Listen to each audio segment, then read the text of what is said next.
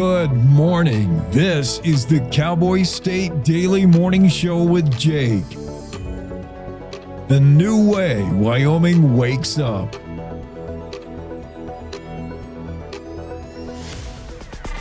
It's time to take a look at what's happening around Wyoming. From the Cowboy State Daily News Center, I'm Mac Watson. Instead of selling the century-old 140-acre Flat Creek Ranch for millions of dollars, a Jackson couple gave the property to its longtime managers. Cowboy State Daily's Kate Meadows reports owners Joe Albright and Marcia Kunstler say they didn't want it to fall into the hands of someone who would destroy the land, the wildlife, or the buildings. Trey Sharp told me that they are going to keep up with the infrastructure and there's always maintenance that needs to be done. This is a 100-plus-year-old property, and keeping the cabins in good shape while still having that sort of historic feel is kind of a nonstop job. So that's really their focus now, and just continuing to offer bespoke experiences for their visitors. So whatever their visitors want to do when they come and visit, the owners will do their best to curate that experience for them. For Albright and Kunstler, both retired foreign correspondents, the decision was about conservation as much as succession. The couple spent 27 years restoring and preserving the ranch after buying it back from the Jackson Hole Land Trust in 1998. Military tanks spent an hour crushing cars on Friday as enthusiastic crowds cheered to celebrate America's 250th at the National Museum of Military Vehicles in Du Bois. Cowboy State Daily's Renee Jean reports that owner Dan Stark says, quote, "What's more American than machine guns and tanks crushing cars?" It's a huge museum, world-class museum, world's largest private collection of military vehicles in Du Bois, of all places. And then right after lunch, when everybody's there at the canteen anyway, they had some little lectures, told us some history stories and things like that. People were applauding. So, they're happily listening to these lectures after they've watched some tanks crush some cars. It was a great day. Starks didn't get any disagreement from the huge crowds turning out for the day-long event devoted to America. More than 500 people showed up in the first hour, which offered two chances to see the tanks in action.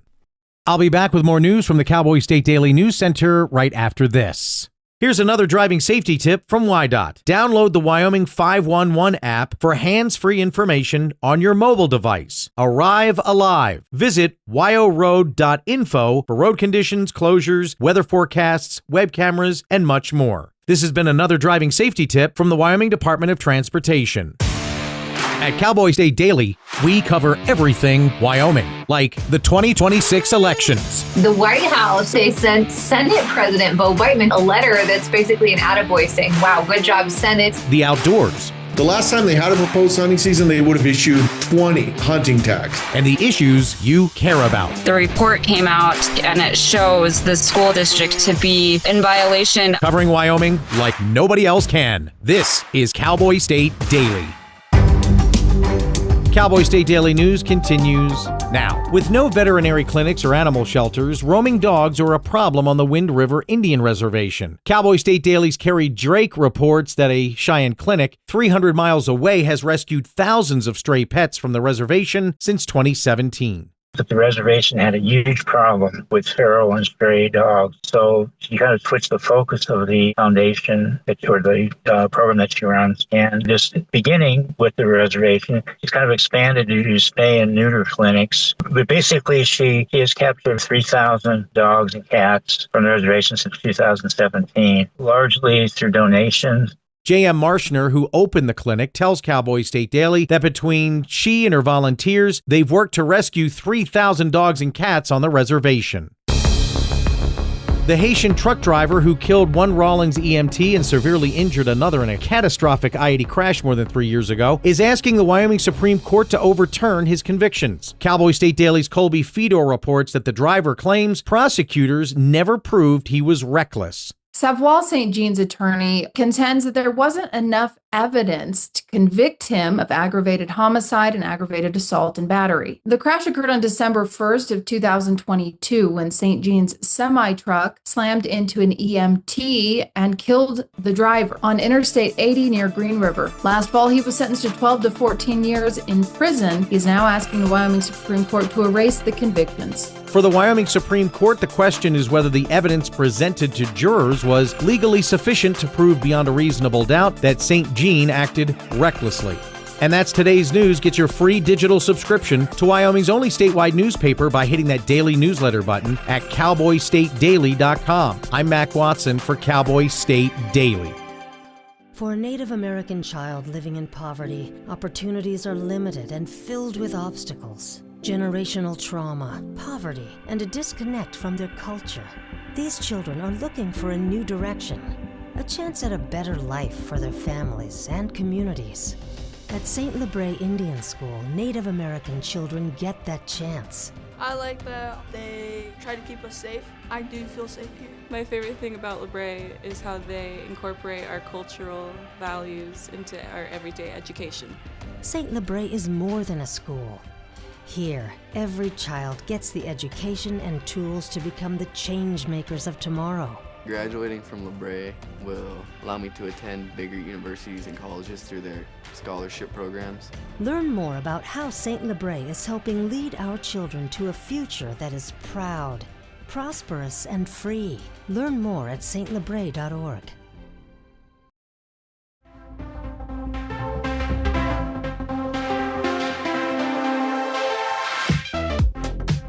Good Monday morning, Cowboy State Daily Show with Jake on a July 6th. Coming up today, Richard Syrett joins us, and we're going to talk about somebody I'm wagering you have never heard of. And this guy was ahead of his time when we talk about studio engineers, recording engineers, got people in the music business right around the time of the Beatles, actually just before the Beatles popped in America. And a guy that nobody ever talks about because he had a troubled life and a short life. But it's fascinating stuff. Richard's going to clue us in and talk about his book. Alex Newman will be here. That discussion centering around the deep state. Are we being indoctrinated? Can we trust our government, the deep state, maybe deeper than you think? Jim Walter, visit Cheyenne. We'll talk about why he's probably smoking a box of cigars today and every day until the supply runs out. That and more, all things Cheyenne.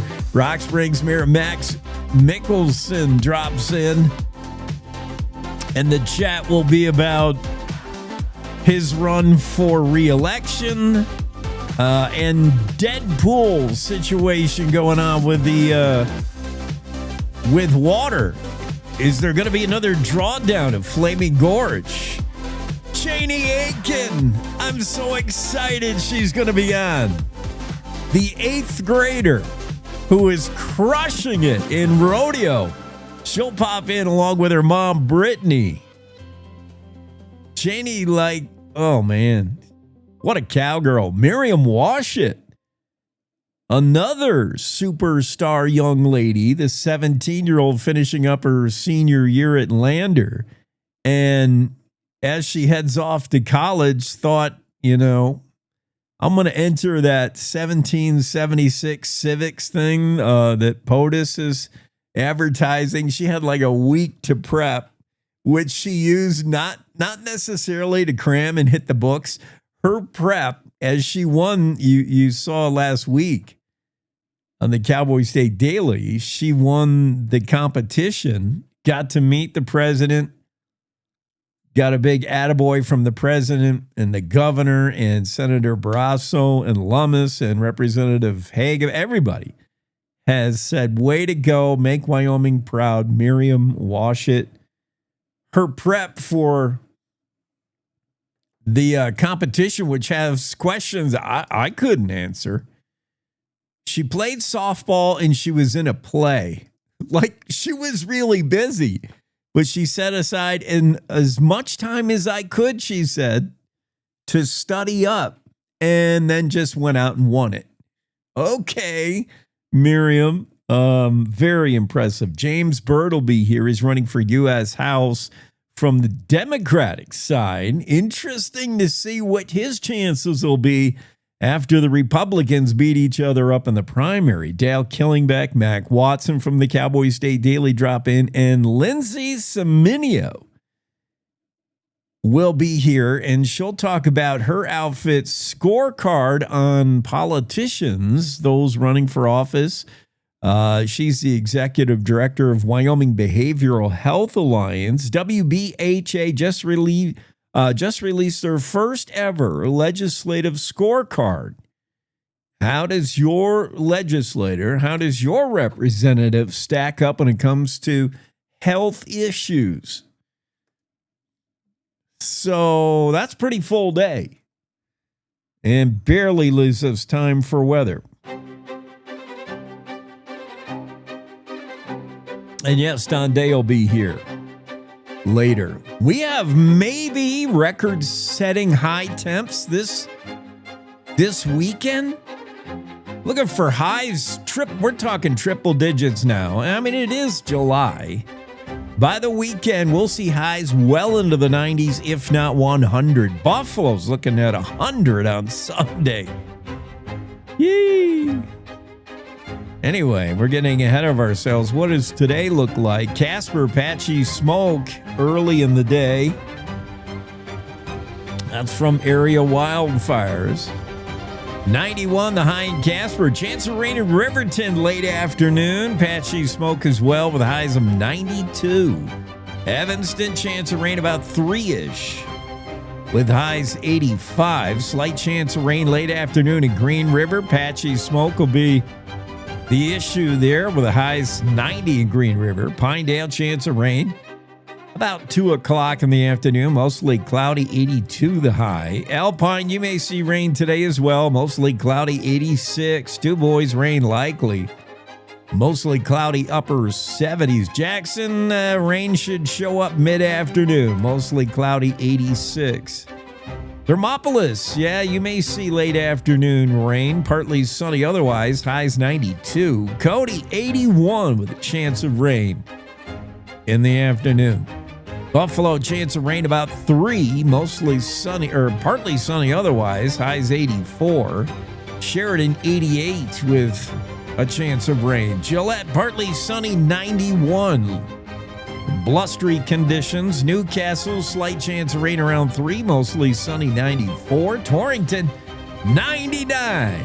Oh, so close. Mostly sunny and hot in Torrington, I'll say. 92 in Lusk. Sunny skies. Sunny in the state capital of Cheyenne. Hot 92 in Cheyenne. That's pretty warm. That's a cooker. Partly sunny in Laramie with highs 86. Rawlins, partly sunny, 89. So already tickling the 90s. Torrington on their way to triple digit, and we will get there. Many communities will see upper 90s and low 100s by the weekend. What is going on, Dante? Where's that cold? Any cold Canadian air is stuck behind some kind of Omega Ridge.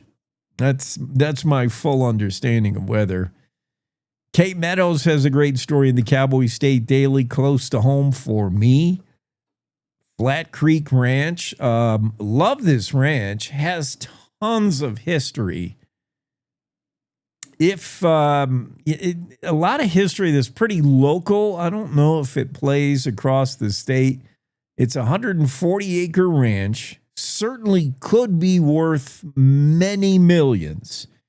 And the owners gave it away just to ensure it remains a working ranch. Joe Albright, Marcia Kunstler, both of them have made their fame in journalism, international journalists, both really good people.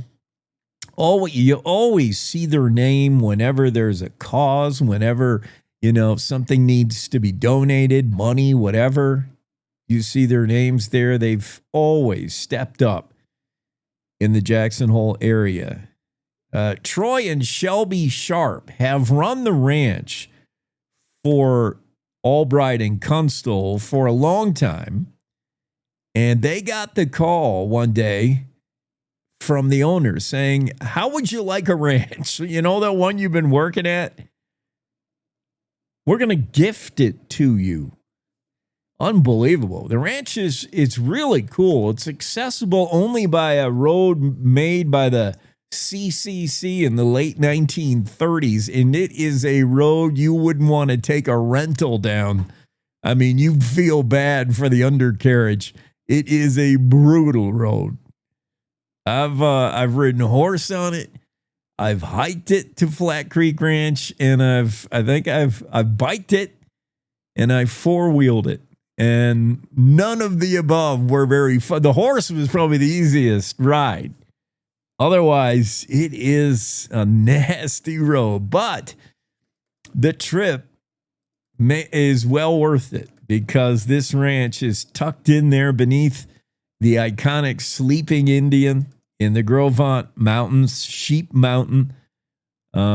Really, really neat hideaway. It's such a remote, hidden ranch that it was used as a hideout. There's a ton of history about this ranch being used by a hideout.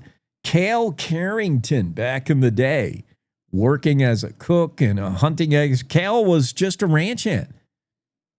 Summer of 1900. This is right around when dude ranching became popular. 1900s.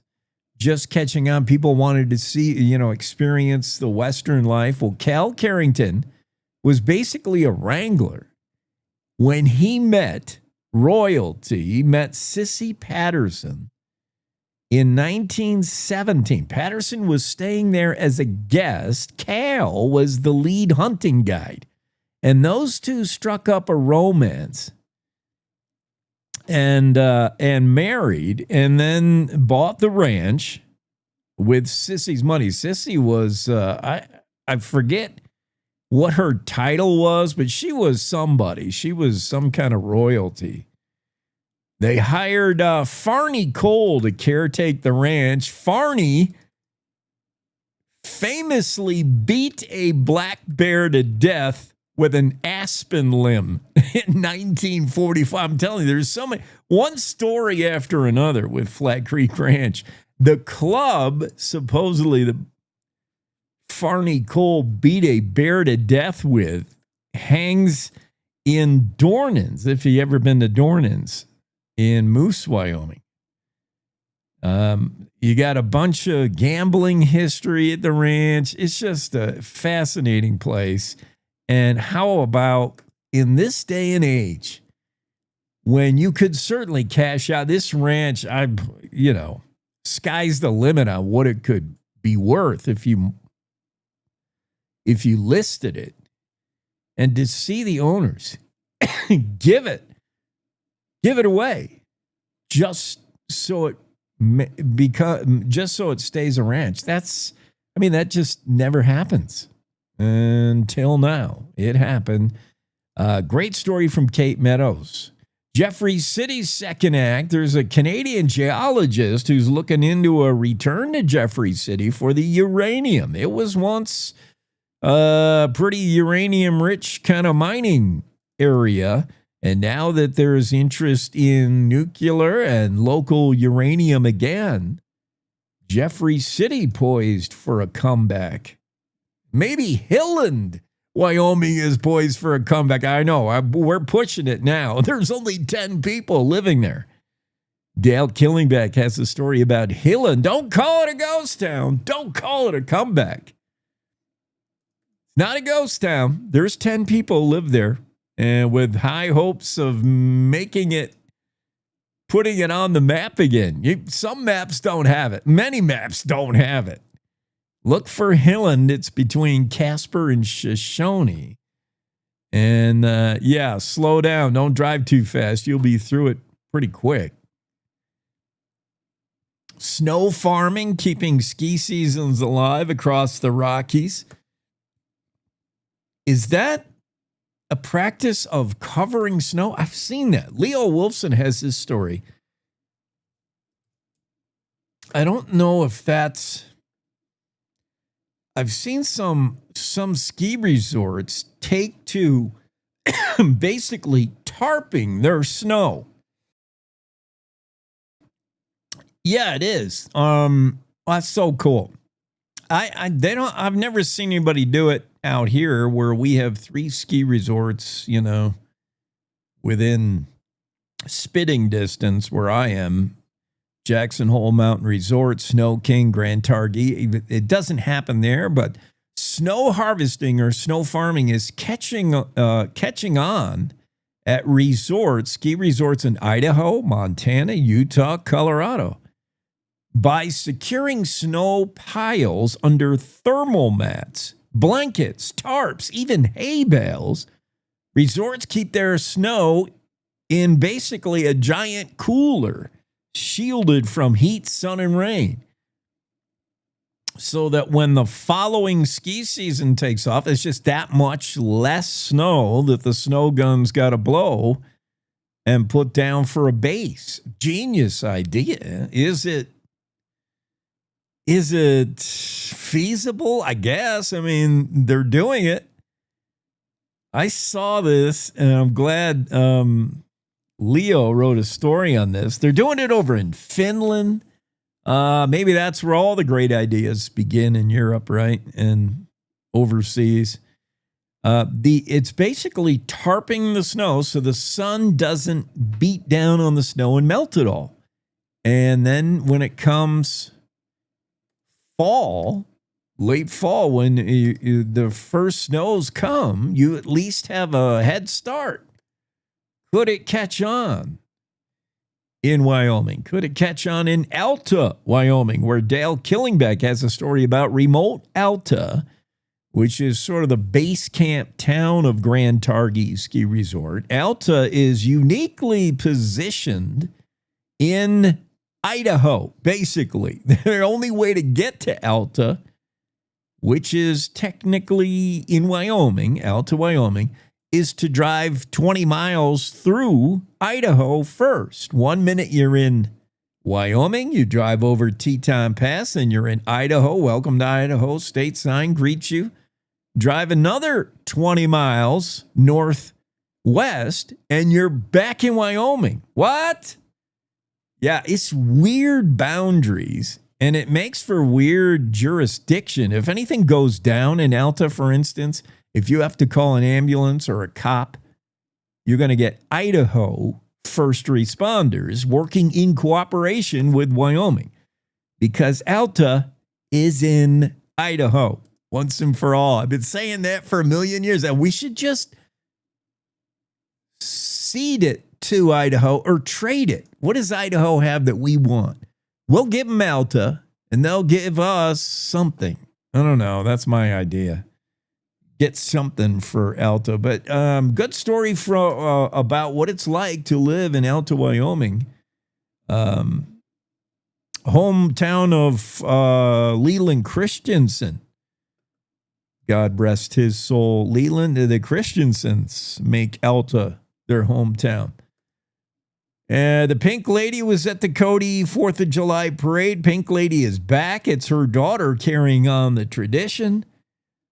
These stories and many, many more we're all going to track down today. First, though, we'll get our beginning guest, Richard Syrett. Will join us right after this. A good life begins with a good company. Powder River Energy Corporation, or Precorp, a consumer-owned electric cooperative in Northeast Wyoming, has careers in accounting, member service, and engineering. Precorp is always striving for A+ service, great rates, and being a trusted energy partner. Their work environment is driven by knowing your role, living your values, and making your career plan. If you are looking to be part of an industry leader, then look no further. Go to precorp.coop/employment opportunities and apply today. This is the Cowboy State Daily Radio Network. When it comes to making plans, you are the best. Those 9 months were also 273 days of planning. What about your daughter's first costume party? It was out of this world. And let's not forget those barbecues you plan in detail for your family and your more vegetarian by the day best friends. That surprise party for your parents' golden anniversary? You get the golden planning. The same way you plan each detail for those moments, start planning to protect you and your loved ones from a natural disaster. Sign up for local weather and emergency alerts. Prepare an emergency kit and make a family communications plan. Protecting your family is the best plan you can make. Emma, did you hear? Todd's in the hospital. Who's Todd? He got a collapsed lung from vaping. He thought it was cool. Not cool. Promise you won't vape, Emma. It can lead to a lifelong addiction, and we can't be friends if your lungs collapse. Bogus. Wacky sitcom teens aren't the best people to talk to your kid about vaping. Hey, you got a minute? You are. Start the conversation with your child about vaping today. When the uniform comes off, the battle doesn't always end. Too many of our veterans are fighting silent wars with trauma, with loss, with hopelessness. Downrange Warriors stands in that gap, offering peer support, purpose, and a brotherhood that saves lives. You can help. Visit downrangewarriors.org because no warrior should ever walk alone. Hope is waiting. Be the reason they find it.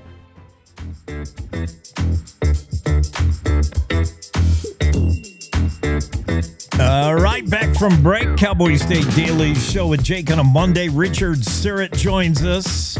Richard is, you see him, he's decked out. If you're watching the podcast, if you're listening on radio, I'll describe it. But Richard looks like he's in a studio, and he is, because you probably have checked his podcast out, the Strange Planet podcast. He's also a frequent guest on Coast to Coast, and he's the author of Tales from the Rock and Roll Twilight Zone. We can go a lot of different places, but I just want to drill down deep on a guy who I'll bet nobody's heard of, but it's an interesting dude. Is it?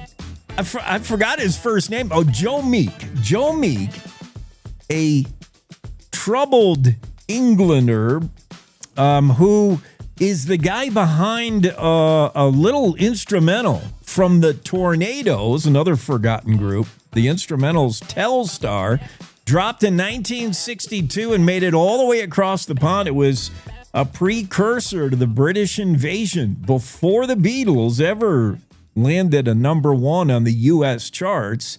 This song appeared on the U.S. charts. I can't say I have heard of the group or the song or even the story of Joe Meek. That's the most interesting part. Richard, great to have you on. Hey, good morning, Jake, and good morning, Wyoming. Great to be here. So how I gotta know how you dug up this info. I mean, this is what you do. You know all about this, Joe. We can really get down a rabbit hole with Joe Meek, but you know, tell me why he was really somebody. You know, he was working with Tom Jones before any record label ever bit on him. And then his recording. Let's start with his engineering. I think this guy had a great ear and great tech. And he just tricked out his bathroom and made it a recording studio when, you know, that was a time when only the record labels had fancy recording studios or access to them. Right. I think with Joe Meek, we need to go back to his service with the Royal Air Force, the British Royal Air Force, and working as a radar tech. And you can imagine, you know, being in a control room and with those radar pings and everything, and he heard these sounds, and he probably thought, I got to incorporate this into my music. And even prior to that, as a kid, First of all, his mother raised him as a daughter because she always wanted a daughter. So my. Joe was, right from the get-go, was kind of an unusual child. And when his brothers would go fishing or hunting, he would stay at home, and he converted their garden shed into a makeshift recording studio. And he'd find items in the trash and in the scrapyard and so forth, and put together his own radio transmitter. And so very unusual, but you could see right from the beginning that he was destined to make his mark in the recording business. But so he took all of that and had this studio on Holloway Road in London. It was upstairs. It was a walk-up apartment above I think it was a leather goods shop. And he had kind of a fractious love-hate relationship with his landlady, which comes in later. But he, as you say, he turned his bathroom into the earliest probably reverb sound effect, or he instead of having synthesizers and electronic equipment and a Adobe Premiere and all these things we have now, he would make these sounds. For example, stomping. He would just stomp his feet in the bathtub. Or, he would have people just banging on metal items and so forth. But he also mastered the art of mic placement. I mean, he broke all the rules, placing the microphones in different places. Now this is all sort of taken for granted by recording engineers, but he was breaking all the rules. Music was very sort of sterile, the recording industry, very sterile. I mean, you had people in lab coats, and they had, this is where you put the microphone for the piano, and this is where you put the microphone, to record the bass drum. He broke all of that. He said, no, I'm going to put it here, I'm going to do this. And he would sort of over-amplify certain things, like the idea of feedback. A lot of that came from Joe Meek. And so his apartment above this leather goods shop on Holloway Road became this makeshift studio. And as you mentioned, the Tornadoes. This was the first instrumental, and it was on the charts in England and the United States, #1 at the same time. Never happened before. Unfortunately, the royalties, which would have made Joe Meek, rich and famous, it got tangled up in a court case, and that sort of plays into the whole tragic ending of Joe Meek. We can get into that later if you'd like. Yes, which involves the landlord who, whenever Joe was banging upstairs with his latest group that he invited in to record, she'd get going with the broomstick, and he would respond by putting the speakers out in the hall so she could hear even better. But that did not end well. Before we get there, though, yes, let's talk some more about Joe and his ahead of his time were with his mic placement and recording. And I saw some video of the Tornadoes recording Telstar, the 1962 song. You could see just a little bit of what was going on in a genius mind, where he put the mics. Remember, this is recording where you recorded all together. This is, you didn't lay down track after track. And he had them all packed in there pretty tight. And then the natural reverb of a bathroom. Anybody who's sang in the shower knows you sound better in the bathroom. So why not put the mics in the bathroom? Genius, Joe. Joe Meek. So the song, I mean, how did he come to work with some of these people? Give me an idea. What was the scene in London, in England at the time? The Beatles were just getting going. I think Joe did not care for them, didn't feel they were original at all. He turned them down. Oh, boy. And Joe did not play an instrument. He wasn't necessarily musical, but he wrote a lot of songs. Like, how did he fit into the scene? The British invasion before they invaded. What was going on in England? Well, a lot of these groups like the Beatles, like the Rolling Stones, and they would, just a few short years later, they would wash ashore what became known as the British invasion. And what many of these bands were doing was basically, reimagining the early American, rhythm and blues, the Delta blues. They brought it to America, and Americans sort of rediscovered a lot of this stuff because at that time in the late 50s, early 60s, you had the emergence of Buddy Holly and then the Bobby Fuller Five, and they had this sort of this Tex-Mex sound. I mean, imagine Bobby Fuller is just on the cusp of greatness, and the British invasion comes and just totally, reimagines the American sound again. And so this was happening in England. A lot of these groups like the Stones, with Brian Jones in particular, they were playing a lot of rhythm and blues. They were cover bands, many of them. They had just discovered Little Richard and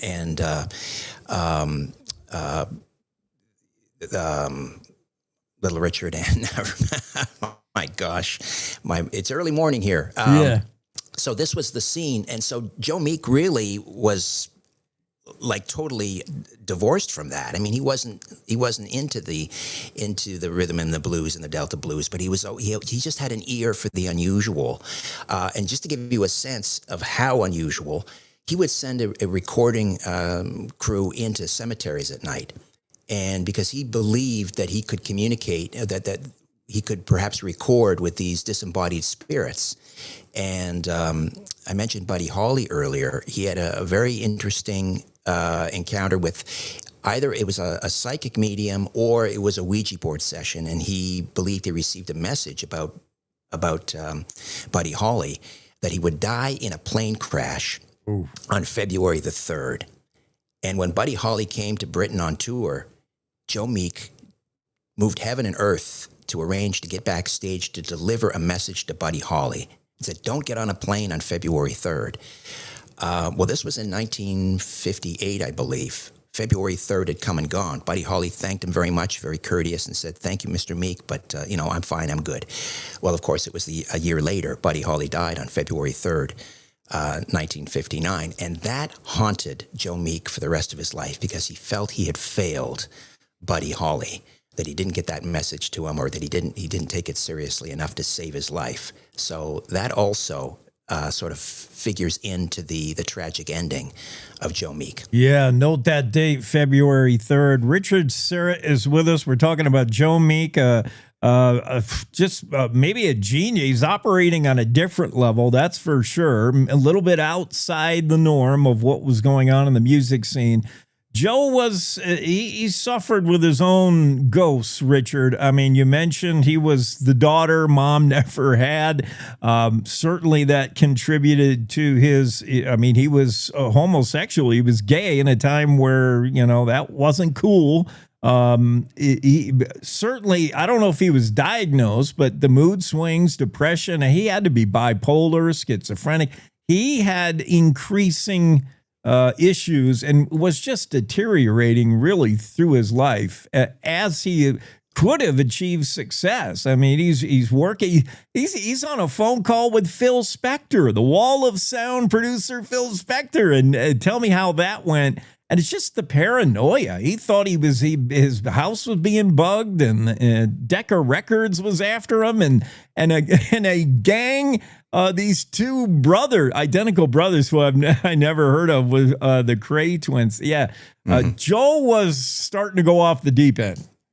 Yeah, he was really, in his mind, under siege. Now, keep in mind, I mentioned the royalty dispute with Telstar by the Tornadoes, which would have solved many of his problems.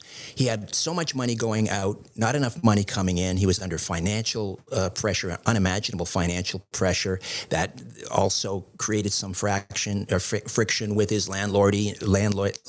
He was late with payments and so forth. Joe was not a great financial wizard, and so he was spending too much money. He really wanted to nurture these acts, and he would spend extra money on them out of his pocket just to make sure that everything was right. And the royalty dispute meant that the money wasn't coming in, and he did become paranoid. He was suspicious that people were bugging his apartment, and so he would turn up the music in the studio especially loud to hold conversations, and this was annoying to many people, but he thought he could cover the conversation with this loud music so that he wouldn't be bugged. And yes, he believed that Phil Spector was spying on him, and he wanted to steal his ideas, and Decca Records and others were all after him. And then entered the Cray brothers, who got wind of this royalty windfall that was due to Joe Meek, and they tried to pressure him as well. And remember, at this time, homosexuality in Great Britain was illegal, and there was at the time there was this murder case. And the victim was a young gay man, and they thought that perhaps the person responsible was his gay lover. So Joe Meek had nothing to do with it, but again, this weighed on him. Are the police going to be knocking on my door? Am I a suspect in this murder case? Plus the Cray brothers. He told the Cray brothers, basically to pound sand, which didn't go well with them. They ran East London. I mean, they were just they were thugs, but they were very well connected. This crime syndicate. So everything was just caving in on Joe Meek, and he was unraveling. There's no question. Then things went from bad to worse. It really turned tragic. Joe, take us up to the February 3rd. What was the year? February 3rd, 1967. Yeah. So February 3rd, yes, remember that date. That was the date of the anniversary of Buddy Holly's death. It was the 8th anniversary.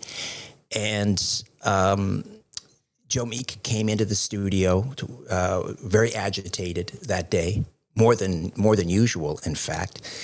And one of his assistants was there, and he told his assistant to go downstairs and fetch the landlady. He had something to talk to her about.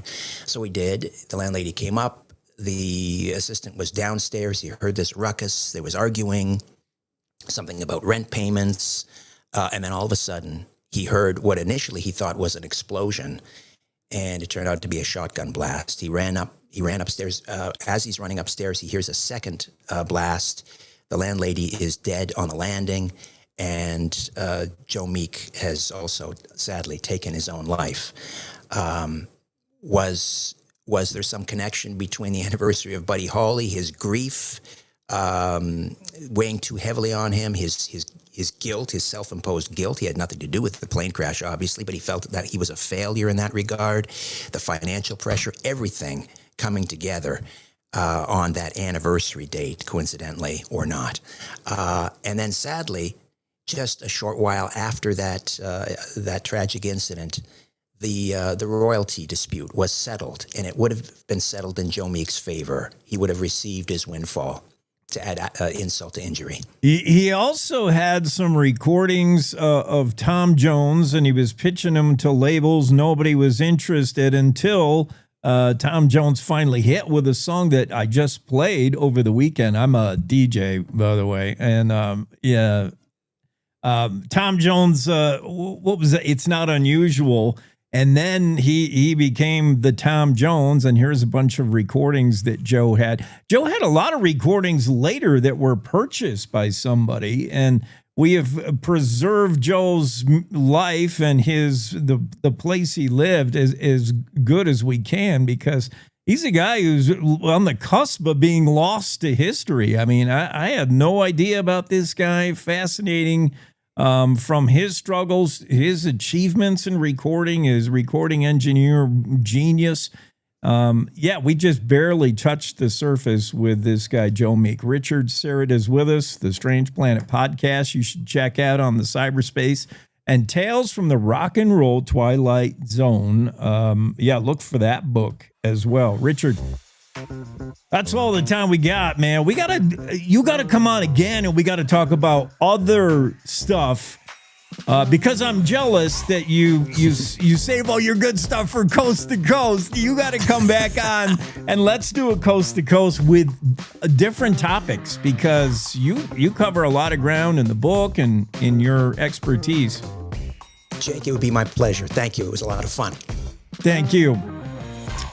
Richard Syrett, Cowboy State Daily Show. We got to take a break. Get right back with more. So, how's that boosted social media post working out for you? Oh, you mean the one my mom liked twice? Brutal. You know what does get attention in Wyoming? Cowboy State Daily Radio. With Cowboy State Daily Radio, your business gets real statewide exposure through interviews, sponsorships, and advertising people actually remember. Because nobody wakes up excited to see another banner ad, but they will remember hearing your business on Cowboy State Daily Radio. Advertise with Cowboy State Daily Radio today. Contact me, Piper Fenimore, at piper@cowboystatedaily.com. You're listening to the Cowboy State Daily Radio Network.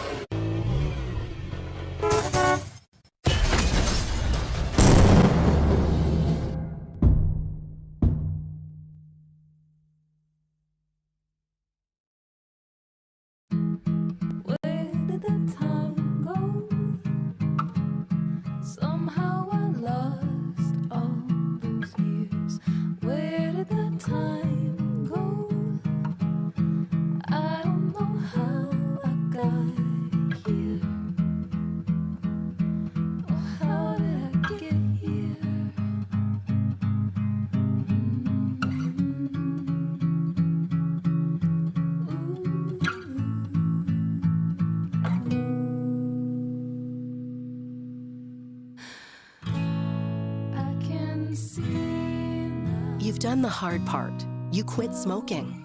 Now do the easy part and get scanned for lung cancer. If you smoked, you may still be at risk, but early detection could save your life. Talk to your doctor and learn more at savedbythescan.org. Hi.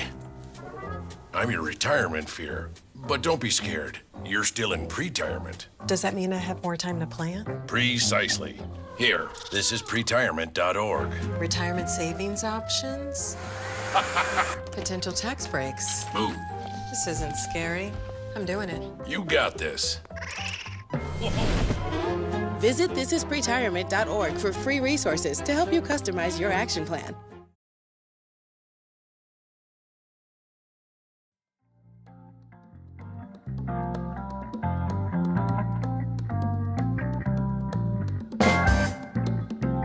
And we're back at it with our next guest. Alex Newman is here. Cowboy State Daily Show. Alex, an award-winning international journalist, educator, author, speaker, investor, nationally syndicated radio show host, like me, but more famous. And we're going to talk a little bit about the deep state. President Trump has mentioned it. I've never heard a president mention there even might be such a thing as the deep state. Who is really orchestrating our government? Is there a marionette puppet master? By the way, Alex is also the president of Liberty Sentinel Media. And go check that out on the internet. Author of Indoctrinating Our Children to Death, which is a great read, scary read.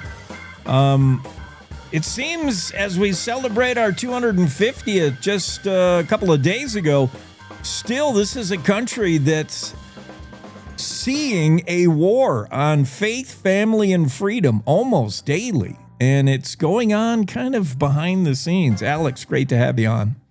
It's great to be here. Thanks so much for having me. So where do you want to start? Is there such a deep state? And what is the deep state? And we can point to a few things. Council on Foreign Relations, a couple other organizations. It's weird when you start connecting the dots. All these things start connecting. It's very strange. Yeah, it is. And, you know, there's kind of like a superficial understanding of the deep state among everyday Americans. You have this idea of a permanent bureaucracy, kind of legions of bureaucrats and lawyers within the intelligence agencies and the law enforcement agencies. And we saw some of that, you know, weaponized against Donald Trump, weaponized against his supporters. And if you look at the polling data, almost all Americans recognize we have a problem with that. But what I've been arguing for years now, what I just put into my new book, Deep State 2.0, is that we really need to focus on the deeper state, which is some of the organizations that you mentioned, the Council on Foreign Relations. There's a whole constellation of these groups, Bilderberg, Trilateral Commission. Some of them have websites, some of them publish their membership lists, others prefer a little bit more secrecy, but they all seem to be united in this push for undermining the sovereignty of the United States, expanding the size and the scope of the federal government, and undermining our liberty. And they work across both parties. They work in the media, and all of this is actually very easy to document. You just don't typically hear it from most of the media because a lot of the big media companies are involved in these organizations. They're corporate members, their leadership, their top journalists are members, and we need to be talking about this. I mean, you can't fix a problem until you acknowledge that it's there, until we realize that we have these people behind the scenes who don't have our best interests at heart. And so they need to be exposed and they need to be stopped. I think many Americans, whether it was Epstein files or whatever you can point to, that sort of opened our eyes to, maybe our government's not running the show like we thought. I guess I have to ask, Alex, before we put a finger on the who, I want to know the why. I mean, what is the agenda? What's the end game here? Why? I'm not surprised somebody is wielding influence internationally, in America, in the United States, calling shots in Washington. But where are we going? What is the reason? I think there's several different ways to look at that. And I mean, there's the obvious motivation that there's always been, and throughout human history, all over the world, a subset of the population that has this kind of obsessive, almost fanatical zeal to rule over other people, to take their stuff, right? Yeah. America has been kind of unique in human history that we haven't been ruled openly by a group of gangsters, megalomaniacs who want to basically take your stuff, take your freedom, and tell you what to do, because we had very wise founding fathers and we had a constitution put in place to try to avoid that. But that's very unique in human history. And nobody's surprised when they hear, that their county commissioner or maybe their state representative is somehow involved in like steering government contracts to a brother-in-law. Like those things don't surprise anybody. But somehow people get surprised when you say, well, they might be at an even higher level collaborating for even more nefarious purposes, like taking away your freedom.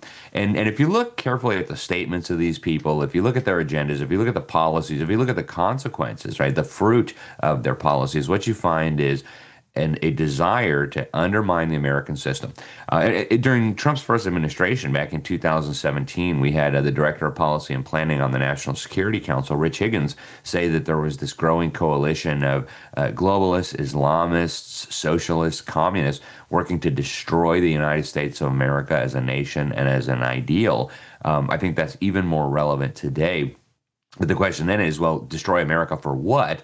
Well, they seem to want to centralize political and economic and even ecclesiastical, religious control at the international level. And they're using pretexts like the global warming or, pick your fake issue.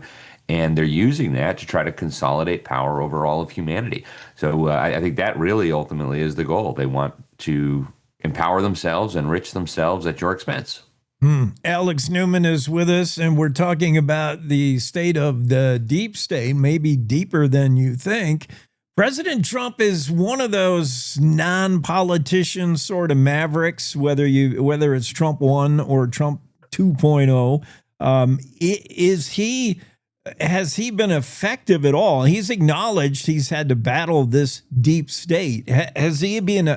Would he be effective in stomping it out, or at least stopping it for a moment? 4 years of Trump, I guess we can't do what we've been doing. Think the deep state behind the scenes people.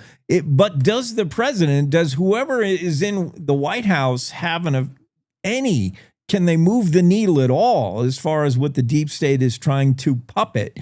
And would Americans benefit from electing somebody who's going to drain the swamp, who lives outside the political sphere normally, and who's a bull in the china shop, quite honestly, at times? Yeah, no, that's a great description of President Trump. And he has done one of the most important things possible to try to stop and expose the deeper state, and that is to raise public awareness about it. Right? Just the fact that he's talking about it, the fact that we all saw what happened to him during his first administration, where you had almost like an uprising within various elements of the federal government. You had deep state swamp monsters openly bragging about what they were doing. They tried to put his family in prison, destroy his businesses. They put almost his entire inner circle in jail. I mean, Steve Bannon, General Michael Flynn, Paul Manafort, who ran his campaign, Roger Stone, his good friend and advisor, Peter Navarro, like they all ended up in jail and charged with crimes by the deep state. So I think Trump has learned a lot from the first administration. He did some damage just in terms of exposing them the first time around. I think this time he's going even further. He's really working to try to clear out at least some of their minions within the bureaucracy, and that's encouraging. Whether he'll be able to do it on his own, I don't suspect he will be. This is a long-term problem. It's been with us for generations. It's not something that one president in 4 years is going to be able to eliminate. But raising the awareness level of the American people, I think, is one of the most valuable contributions he's made to this fight. And it's hard to overestimate the significance of that. I mean, you realize this is going to pay dividends for 5, 10, 20, 50 years as more and more Americans wake up and say, no, we want to govern ourselves under our Constitution. We don't want to be governed by people who have nefarious motives. Like, for example, Jeffrey Epstein gave us a good window into this deep state class, if you will. Alex, what came first, the chicken or the egg? I'm trying to understand how the deep state was able to flourish. And I'm thinking it has a lot to do with the removal of faith and God from our framers, our founding fathers. So much of what they established with their idea of a new country here in America was based on God and a faith that has been slowly, and sometimes not so slowly, just removed from this country and removed from. Is that allowed the deep state to flourish, or is it the deep state working to make sure that is happening even faster? I think it's a little bit of both. I mean, if you look at the education system, the deep state has been going after the education system for generations. In fact, I've traced this out in 3 of my 8 books. We show what's happening in the education system. My newest one just came out this year, Woke and Weaponized, how Karl Marx won the battle for American education and how we can take it back. And we show the process through which a bunch of Marxist, communist, and uber wealthy people like John D. Rockefeller, who helped finance this takeover, worked to seize control of education, worked to change the teaching of history. And we're at the point now where the government itself admits less than 1 in 3 of these children can do the basics, right? They're not even proficient in reading, writing, math, history, civics. That's by design. At the same time, you pointed out something very critical, and that's the faith side. Our country was founded by people who were really dedicated to the principles in the Bible, who were dedicated to the ideas of Christian civilization, and they said so. In fact, John Adams said our Constitution is fit only for a moral and religious people. It's not suitable to the government of any other. And so pastors have been silent on these issues for too long. Our children have been indoctrinated on these issues for too long. And so we've got a long way to go to be able to turn this around. It's not something that can happen just politically. But I think when you really look at this problem objectively, it's something that's been with humanity forever. I mean, you go back 3,000 years, David is writing in Psalm 2, King David from the Bible. This 3,000 years ago that the kings of the earth and the rulers were conspiring together, taking counsel together against the Lord and his anointed. So it's not a new phenomenon, but we certainly see the erosion of faith, the indoctrination, the dumbing down of the next generation as a critical part of this effort to take away our freedom and subvert our sovereignty. The whole reason to break free, create a new country, the United States, and we just celebrated 250 years of that, was a revolutionary, excuse that play on words, idea that we wanted a nation that we would govern, the people would govern themselves. After what had gone on in England, this was a radical idea, but it required from our founding fathers, I think, Alex, it required that component of faith, which is being removed. What can Americans do today to acknowledge, at least understand? I mean, maybe now the scales have been lifted from our eyes and we now understand, we're not going to be so naive as to think these decisions are made because, of this. There's somebody working levers behind the scenes So it begins with just an awareness, and Trump has done that to let us know there is a deep state. What do we do? If we acknowledge, okay, somebody might be goofing around in the background, what can we do to, take our country back? Well, I think having just celebrated the 4th of July, 250 years of American independence, we can look back to our founding fathers for inspiration. They took on the most powerful government, the most powerful empire, the most powerful military in the world. And they did it by putting their trust in what they described in the Declaration as the supreme judge of the world and divine providence in the hand of God. So we need to lean back into our faith. We need to take charge. We need to inform ourselves. We need to be active in the civic realm. And I think one of the most important things we can do is make sure that our children are getting a good education. My wife and I, we homeschool our 6, so we use Classical Conversations. It's a great program, but there's just so many ways that your children can get a world-class education that doesn't involve surrendering them to government for 12 years. And that would do so much to get us back on the right path. So I would encourage people to prayerfully think about that, get informed, get involved, and we need to do what we need to do to restore our freedom. Well, Wyoming's, trying to do that in both private and our public schools, honestly. Texas is trying to do that. They're making reading the Bible. They're putting that in the classroom. That's good news. Alex Newman, where do we find your books? Should we go to the website, Liberty Sentinel Media? Where do we find the books? Yeah, libertysentinel.org is the best place. And then also almost all my books are on Amazon, except Deep State 2.0. That won't be there for another week or so. I'll be looking forward to that. Thanks for being on. We got to get out for news. Thank you. Thank you. Cowboy State Daily Show with Jake, top of the hour news. It's time to take a look at what's happening around Wyoming. From the Cowboy State Daily News Center, I'm Mac Watson. Instead of selling the century-old 140-acre Flat Creek Ranch for millions of dollars, a Jackson couple gave the property to its longtime managers. Cowboy State Daily's Kate Meadows reports owners Joe Albright and Marcia Kunstler say they didn't want it to fall into the hands of someone who would destroy the land, the wildlife, or the buildings. Praise Shark told me that they are going to keep up with the infrastructure and there's always maintenance that needs to be done. This is a 100-plus-year-old property, and keeping the cabins in good shape while still having that sort of historic feel is kind of a nonstop job. So that's really their focus now, and just continuing to offer bespoke experiences for their visitors. So whatever their visitors want to do when they come and visit, the owners will do their best to curate that experience for them. For Albright and Kunstler, both retired foreign correspondents, the decision was about conservation as much as succession. The couple spent 27 years restoring and preserving the ranch after buying it back from the Jackson Hole Land Trust in 1998.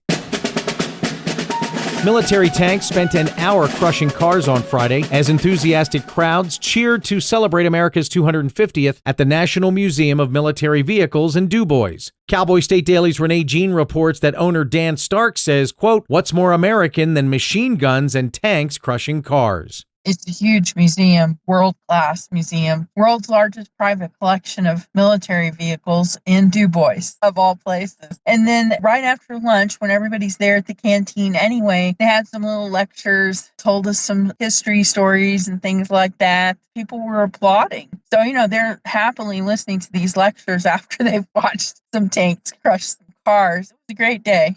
Starks didn't get any disagreement from the huge crowds turning out for the day-long event devoted to America. More than 500 people showed up in the first hour, which offered 2 chances to see the tanks in action. I'll be back with more news from the Cowboy State Daily News Center right after this. Here's another driving safety tip from WYDOT. Download the Wyoming 511 app for hands-free information on your mobile device. Arrive alive. Visit wyoroad.info for road conditions, closures, weather forecasts, web cameras, and much more. This has been another driving safety tip from the Wyoming Department of Transportation. At Cowboy State Daily, we cover everything Wyoming, like the 2026 elections. The White House, they sent Senate President Bo Whiteman a letter that's basically an attaboy saying, wow, good job, Senate. The outdoors. The last time they had a proposed hunting season, they would have issued 20 hunting tags. And the issues you care about. The report came out and it shows the school district to be in violation. Covering Wyoming like nobody else can. This is Cowboy State Daily. Cowboy State Daily News continues Now, with no veterinary clinics or animal shelters, roaming dogs are a problem on the Wind River Indian Reservation. Cowboy State Daily's Kerry Drake reports that a Cheyenne clinic 300 miles away has rescued thousands of stray pets from the reservation since 2017. But the reservation had a huge problem with feral and stray dogs. So she kind of switched the focus of the foundation or the program that she runs. And just beginning with the reservation, she's kind of expanded to do spay and neuter clinics. But basically, she has captured 3,000 dogs and cats from the reservation since 2017, largely through donations. J.M. Marshner, who opened the clinic, tells Cowboy State Daily that between she and her volunteers, they've worked to rescue 3,000 dogs and cats on the reservation. The Haitian truck driver who killed one Rawlings EMT and severely injured another in a catastrophic I-80 crash more than 3 years ago is asking the Wyoming Supreme Court to overturn his convictions. Cowboy State Daily's Colby Fedor reports that the driver claims prosecutors never proved he was reckless. Savoie St. Jean's attorney contends that there wasn't enough evidence to convict him of aggravated homicide and aggravated assault and battery. The crash occurred on December 1st of 2022 when St. Jean's semi-truck slammed into an EMT and killed the driver on Interstate 80 near Green River. Last fall, he was sentenced to 12 to 14 years in prison. He is now asking the Wyoming Supreme Court to erase the convictions. For the Wyoming Supreme Court, the question is whether the evidence presented to jurors was legally sufficient to prove beyond a reasonable doubt that St. Jean acted recklessly. And that's today's news. Get your free digital subscription to Wyoming's only statewide newspaper by hitting that daily newsletter button at cowboystatedaily.com. I'm Mac Watson for Cowboy State Daily. My mom and dad were traditional Asian parents. Now, my father would go to work before I woke up in the morning, and then he would come home too tired to play with me. I tell my son, I love you every single day. I love you. Now, my dad has never said that to me. Not because he doesn't love me, but because culturally it wasn't comfortable for him. So I teased him the other day and I said, how come you never say that to me? And he said, you're too old now. Now that he's a grandfather, he says, I love you to my son every time he sees him. My advice to all the fathers out there, forget the material things, forget the cultural restrictions. They grow up way too fast for you to waste even a single precious minute or moment. Say bye-bye. Bye-bye.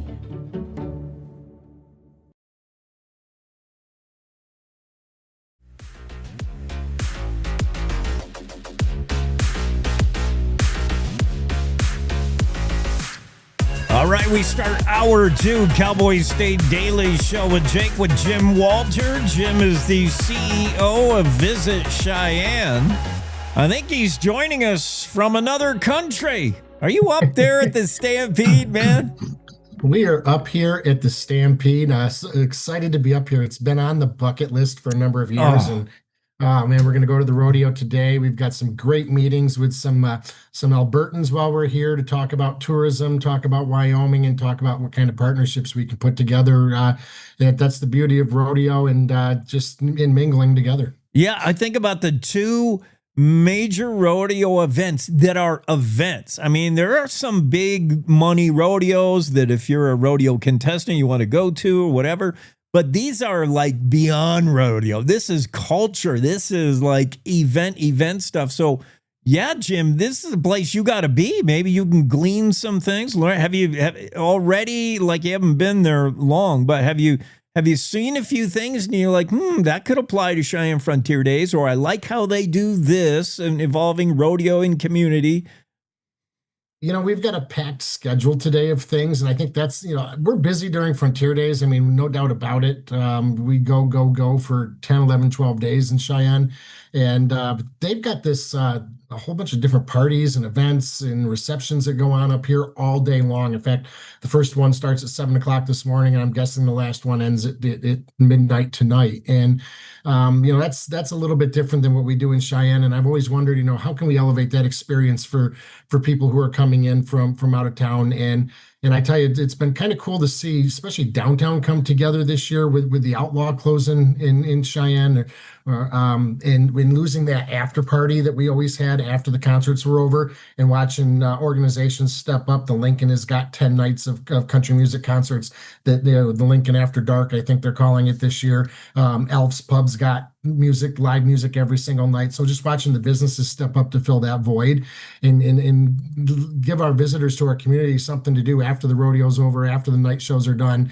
So it'll be fun to see what we come up with while we're here this week. Yeah, visitation to Cheyenne Frontier Days, Daddy of them all. That's first and foremost right now. I mean, we are in July, but that's not all the time. Cheyenne's got so many things to offer. I don't know if we can stuff one more thing into Cheyenne Frontier Day. From pancakes to last call, there's plenty to do, man. I'm exhausted just thinking about it, but Cheyenne has lots of things to offer in attracting, PRCA. That was huge.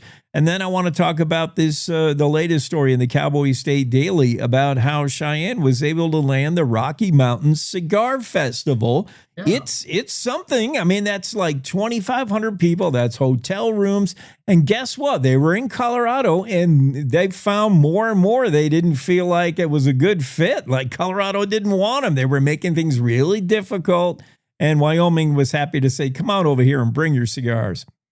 Yeah, we were thrilled. I got a phone call one evening from Mayor Collins, who had been talking to Del Peterson, and Del's been involved with the Smoker Friendly Group for years. And they used to be here in Cheyenne a long time ago. They used to be at the old hitching post, and that's where they used to have their conference. And what happens is, I think Wednesday, Thursday, Friday, Smoker Friendly brings in all of its franchise owners. They have their franchise meetings, and the cigar reps are in there talking to them, selling them new cigars, telling them what's new in the industry. And then on Saturday, it's open to the public, and it's going to be an all-day event out at Little America. There'll be cigars, there'll be spirits, there'll be beers. They've worked real hard to get our Wyoming distillers and brewers involved in it as well, along with some national and international brands. And the cool thing about this one that I didn't even think about from the start is the economic boon to the state of Wyoming and the county of Laramie from all of those cigar sales. All those cigar sales are being run through a Cheyenne point of sale, which means all of that excise tax, all that tobacco tax, all of that sales tax from that day and that event are going to go into the coffers of the state and local governments. And, that's, one of the things that we talk about tourism, when we talk about, the lodging tax in all of our local communities, it's, how can that tax, how do we reinvest that to bring that money back to our communities? And this is a great example of, lodging tax dollars and tourism and hospitality as a whole, bringing more money back into our communities on a multiplier effect. I love it, Jim. I mean, all those stogie lovers, when they get here, they're bringing money. They're spending stuff. When they go to the restaurant, they stay in the hotel, whatever. It's a boost to the economy. And then it's like icing on the cake to get tax off the cigar sales. That is pretty good stuff. I see you quoted in the story of saying, this is just one of dozens of meetings and conventions that you've got on your list that you would love to attract to the Cheyenne area. We do. And when I moved here 13 years ago, was to be the director of convention sales for Visit Cheyenne. So I've been doing this convention sales game for a long time with our partners over at Little America and the Red Lion in Cheyenne and LCCC and the event center at Archer. We've got some great spaces. And we actually convened a meeting last week. One of my ideas when I interviewed to be CEO was that creating this hit list of, about 50 regional meetings, conventions, events that will fit in Cheyenne. And our sweet spot is, 300 to 500 people. We do that really well, especially, at Little America and out at Archer, 300 to 500 people. We need breakout space. Some examples, the North American Game Wardens Association a few years ago, the American Association of State Highway Transportation Officials. And in a lot of cases, these things fall into our lap, like this phone call from Mayor Collins. Mayor gets a call from Del Peterson. We then reach out to Little America and say, how do we bring this back to Cheyenne? And so a lot of times it happens that we've got a local Cheyenne resident who happens to be, the president of their national association, and they want to host the conference in Wyoming and visit. Cheyenne works hard with those people to make it easy, to help them to get those meetings and conferences here. But we've developed this list, and they range from dog shows to sporting events to regional conferences. They may be being held in Denver or Colorado Springs or Rapid City or Manhattan, Kansas, and we're taking a look at them and saying, okay, they're the right size, they're the right fit for Cheyenne. What do we need to go and do to bring those here? Get them into their rotation. Get them out of their normal places that they stay, and bring them here and show them what a good convention can look like in Cheyenne. Yeah, maybe it's a convention or an event that has outgrown its place. You mentioned Rapid City, great town, great city, but Cheyenne's better. And then maybe it's just the Front Range, and whether it's politics in Colorado or just too much. They have grown too much for and they want just a little bit Western flair, something little more intimate and designed for them. Cheyenne is poised to, and Cheyenne has been making hay off this whole Yellowstone thing. I heard you mention that, man. We cannot overstate that enough. The Yellowstone effect, cowboy hats, cowboy boots, and Cheyenne's right in the sweet spot there. We are, and we've seen, even just away from the meetings and conventions piece of it, we've got a couple more Western boutique operators have opened up in our downtown. So we're up to 7 or 8, really nice Western boutique. We've got this nice critical mass. So when people come, if somebody comes for a conference and then they head downtown, they've got an afternoon to kill. They're downtown, they're shopping, they're buying things to take home, and it's really come together great for us here in Cheyenne. Yeah, I mean, that whole Cheyenne, that's on the website, by the way, Cheyenne Chic. I love that, man. Just to get, to give people a taste of the West, but also, for those expecting 4- and 5-star service and restaurants and boutique, clothing. Cheyenne is just, whenever I think about the state capital, it's just a cool new Western, but still has the old Western embrace. It's just Cheyenne's got everything you need, everything you want. And Jim Walters right there at the helm, CEO of Visit Cheyenne. What else is happening, Jim? Oh, it's just, the summer is in full swing. We've got 3 more Hell on Wheels rodeos to go the rest of this season. That series in its 7th year continues to be really strong, and a nice way to introduce people to rodeo who aren't there during the last 10 days of July. And of course, we're getting ready. We'll kick off Cheyenne Frontier Days with, on Thursday night, the Western Art Show at the Old West Museum, which is one of the premier Western art shows in the world. I look forward to that one every year. And then on Thursday or Friday morning, Frontier Days kicks off, but they'll be opening the Morning Star Native American Indian Village. The brand new dance arbor, the whole thing is open to the public starting on Friday morning.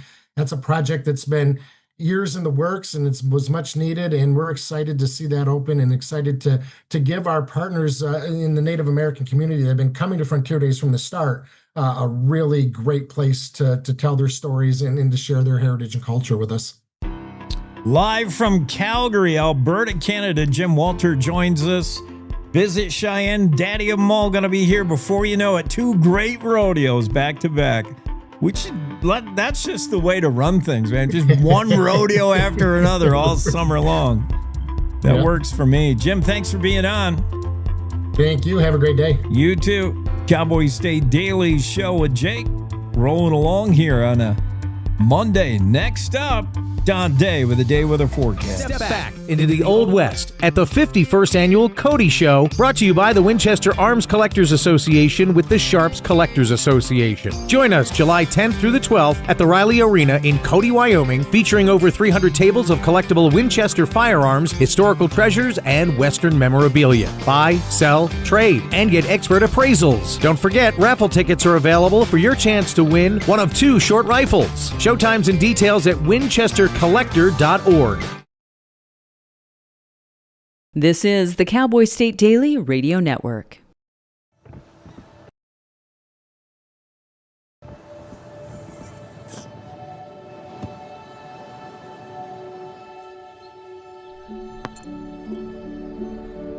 Go to that.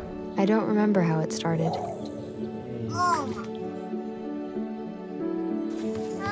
Our back and forth. Victory. Fumble. Repeat. It always came back. Dad! Okay, here we go, throw it! Yeah. You probably don't remember what you told me, That was perfect. but I heard every word. Nice.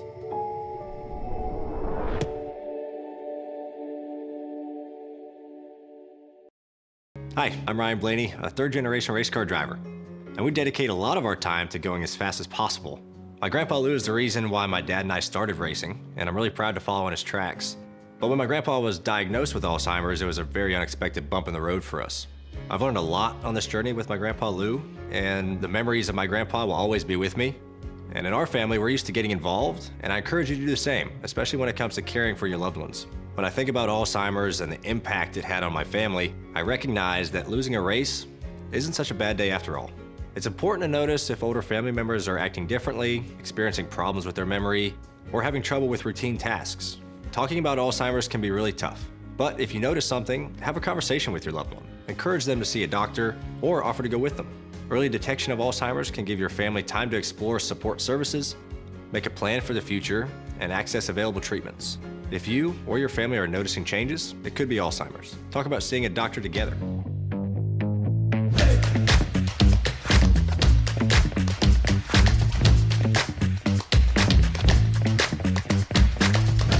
So anybody watch the World Cup over the weekend? Last night, what a great match between England and Mexico. That was fun. They went 36 minutes with nary a goal. I think there was like 3 shots total, 3 shot attempts. I mean, it was looking like a defensive struggle. And then all of a sudden, England scores twice within like 3 minutes. Bam, bam. In Mexico, on a pitch where Mexico has dominated at home. And there was some speculation England wouldn't be able to play at elevation, wouldn't be able to play in that heat. And suddenly England had a 2-0 lead, 2-0 lead. Mexico responded, cut the lead in half, and then eventually tied it 2-2. And then I was in the Cowboy bar DJing last night, and a big roar went up when England scored the go-ahead goal and the eventual game-winning goal to take that 3-2. I would, France, U.S., yeah, they're great. But I would pay to watch these two teams play 10 more times. I mean, that was just so fun. Such a good soccer match.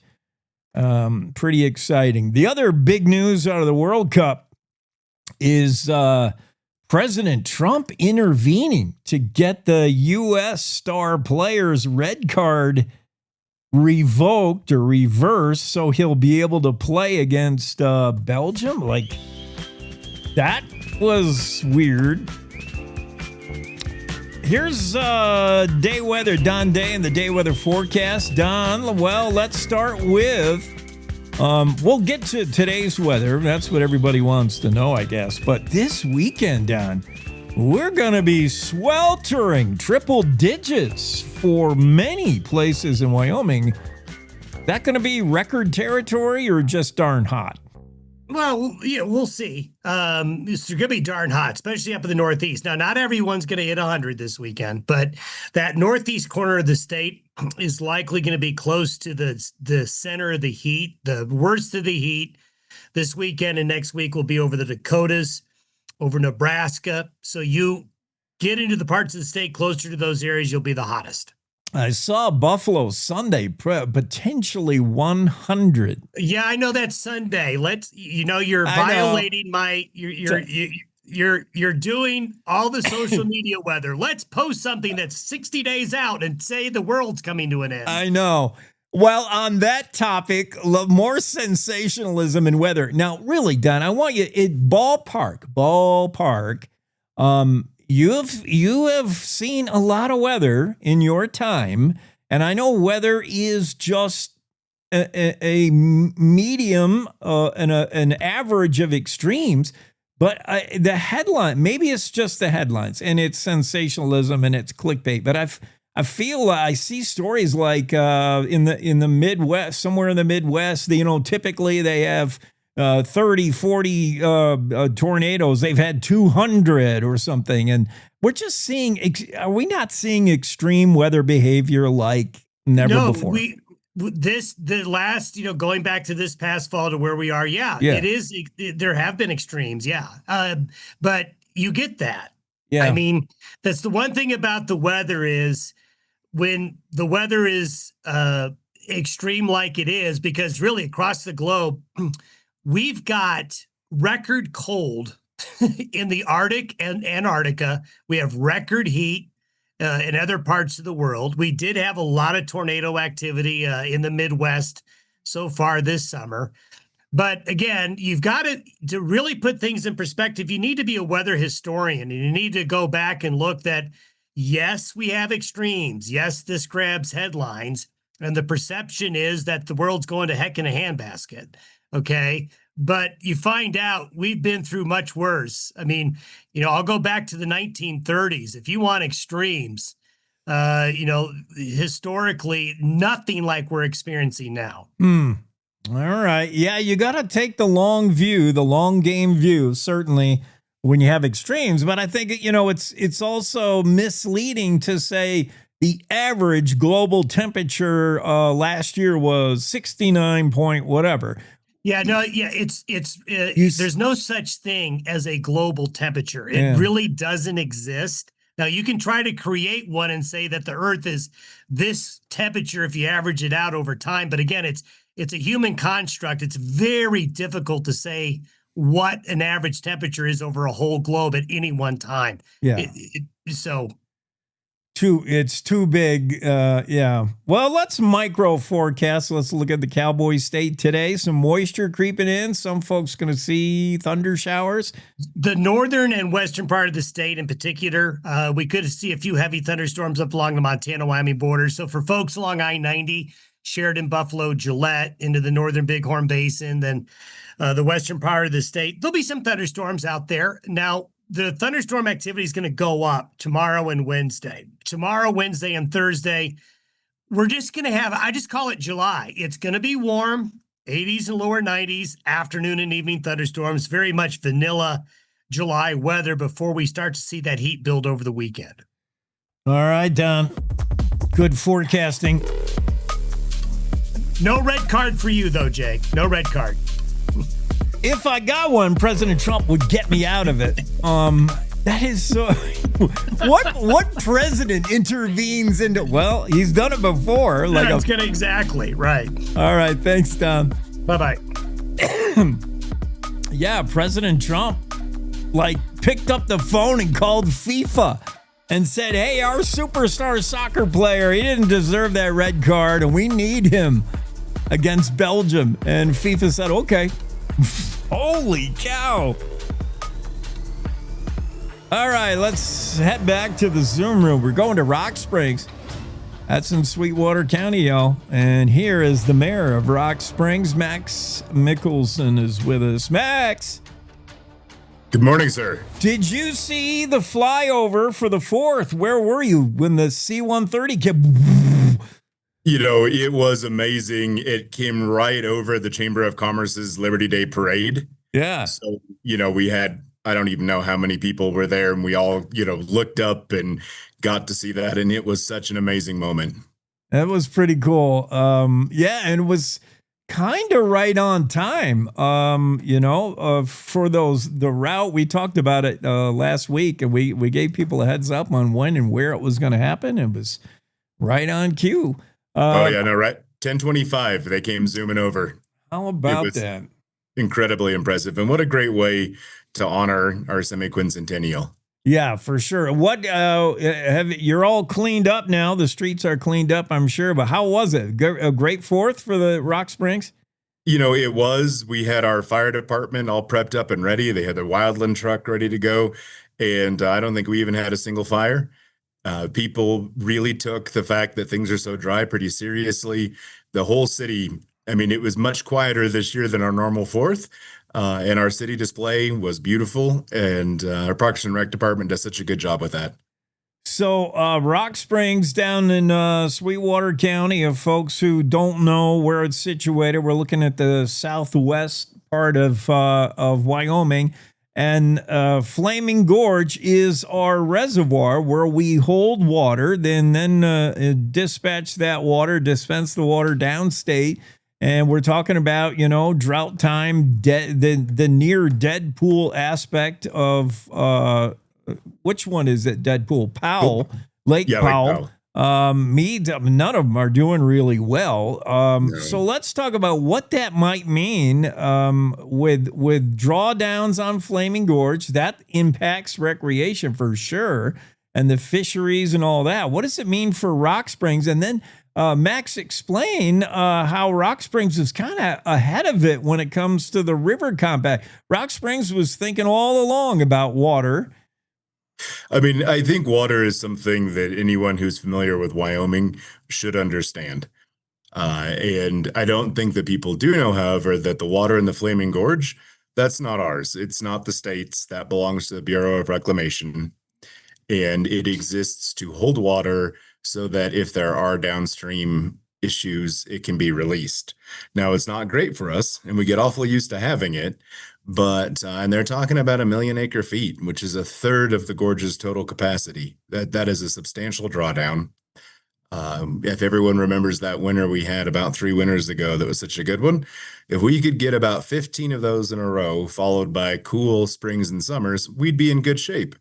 The reality is the city has done a very good job of positioning itself so that we have far more water rights than we're currently using, which makes sense if you want to be positioned to grow. And the problem is that we have had communities downstream that have had massive, massive growth, and they did not account for the limitations of water. And then they look at us and they say, well, you have a lot of water, which is kind of like if your neighbor buys a camper and a side-by-side and snow machines and then says, hey, I'm having trouble making the payments. Your car's 15 years old. Why don't you pay my payments? And that is there are realities that limit growth. And as wonderful it is to, have this huge metro area, if you don't have enough water, you probably need to say, hey, we have to stop building.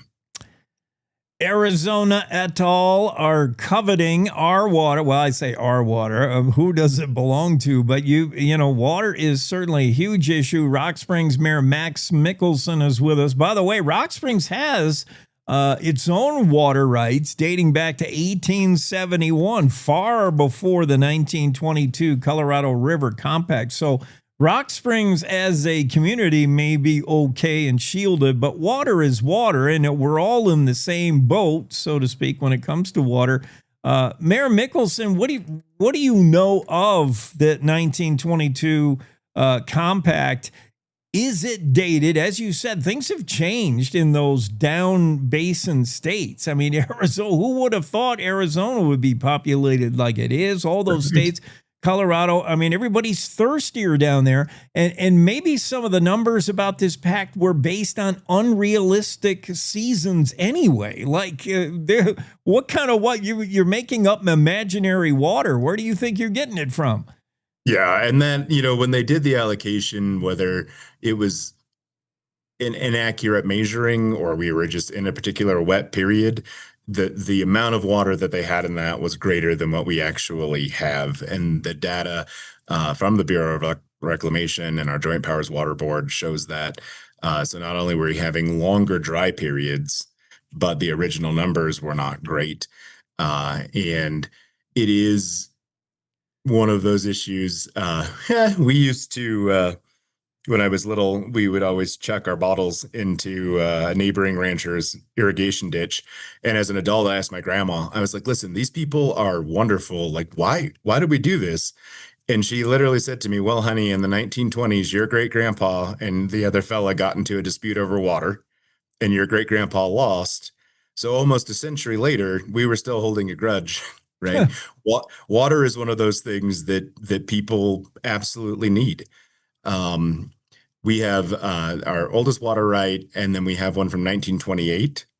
And if we are able to retain those two, we will be okay as we are. We will not be able to grow at all. And so there are risks to our community. Not necessarily, I don't think anyone thinks that that 1928 water right, it could be taken, but it's unlikely.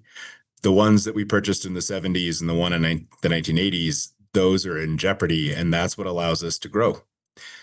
So we are certainly paying attention and communicating with the folks who actually have the decision-making power to say, hey, just because they overspent downstream doesn't mean that we should pay that cost. Now, should we help them? Absolutely. End of the day, we're all Americans, but it needs to be balanced and it needs to be fair. Yeah, I mean, it's tough when Wyoming is asked to pay for some, reckless behavior or whatever you want to call it, water use downriver. Rock Springs, though, as we mentioned, a little bit better off. Mayor Mickelson has said a century of municipal water management, and Rock Springs living within its means it's just smart. And if somebody should take a cue from that and the way you've done water, because you have an eye on Lake Powell's elevation. Every foot drop is meaningful to you in Sweetwater County and Rock Springs. And as the water goes down and down and down to Lake Powell, it's nervous to think of what it's going to mean for the Flaming Gorge. It is. And, realistically, millions of people depend on Lake Powell. They depend on that water.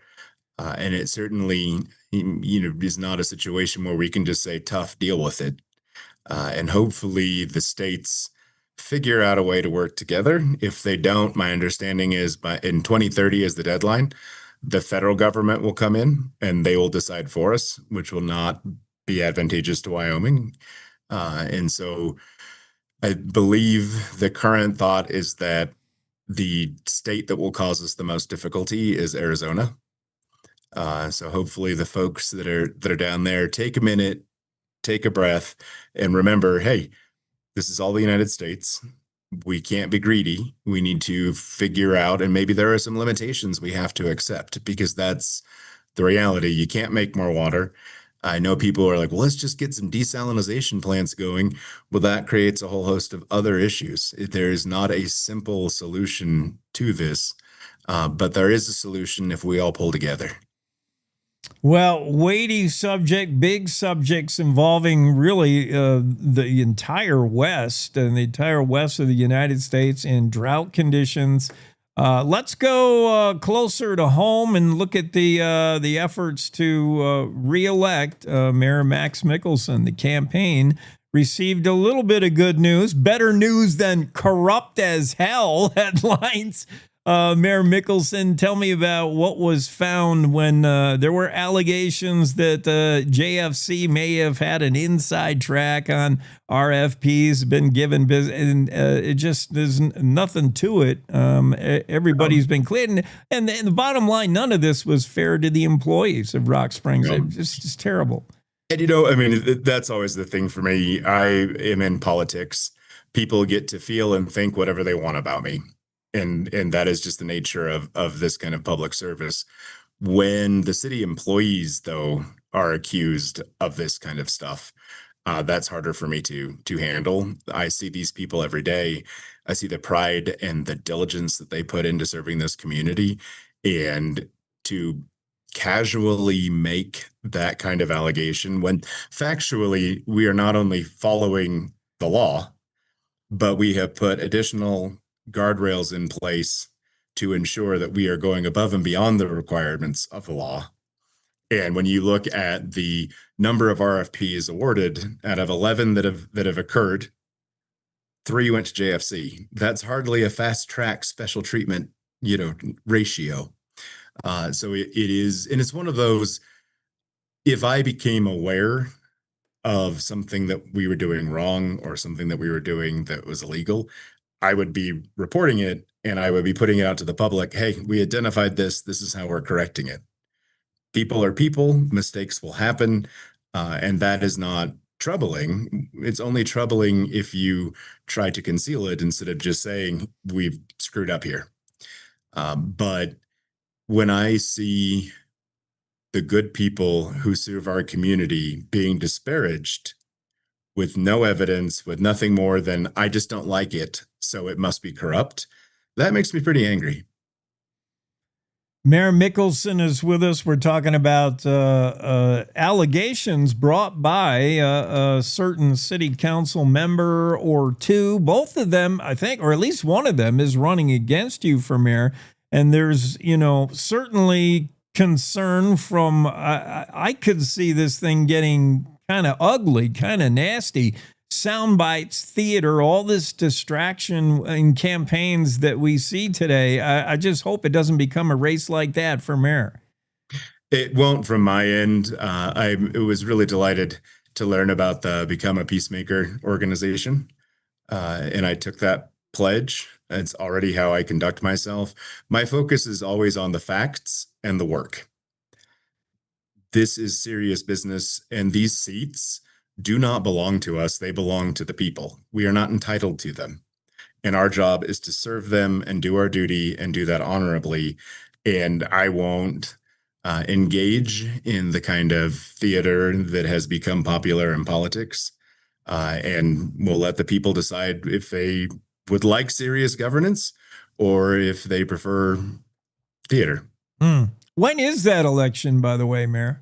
The primary is August 18th. Oh, so it's coming up. Early voting starts this month, and then the general is November 3rd. So election for mayor is primary, and if tracks along that, it's not a different date, different election date? No. So there are 3 people who are running for mayor. The city councilman, a lady named Kathy Phelps, and then myself. So the top 2 vote receivers in the primary will move forward to the general. Okay. All right. Well, thanks for being on. I hope, hope we've solved all the world's problems. Maybe Water. by 11. We'll give us a few more minutes and we'll fix everything. Very good. Rock Springs Mayor Max Mickelson joining us this morning. Thank you, Mayor. Thank you for having me. Have a great day. You too. Cowboy State Daily Show continues after this quick break. Who we got up next? I suppose I should take an advance. Oh, Senator Cale Case is going to be here. That's going to be fun. We'll do it right after this. Step back into the Old West at the 51st Annual Cody Show, brought to you by the Winchester Arms Collectors Association with the Sharps Collectors Association. Join us July 10th through the 12th at the Riley Arena in Cody, Wyoming, featuring over 300 tables of collectible Winchester firearms, historical treasures, and Western memorabilia. Buy, sell, trade, and get expert appraisals. Don't forget, raffle tickets are available for your chance to win one of 2 short rifles. Showtimes and details at winchestercollector.org. You're listening to the Cowboy State Daily Radio Network. Who can you turn to for news you can trust? Your local TV and radio broadcasters. You trust us to keep you safe during times of crisis and to deliver the weather, sports, and entertainment you rely on every day. We bring you the facts you need to make decisions that matter. And as misinformation floods social media, you can trust your local stations to deliver the truth. Text TV to 52886 and tell Congress you rely on your local stations for trusted news. You handle the healthcare, we'll handle the marketing. In need of a spark for marketing your medical practice?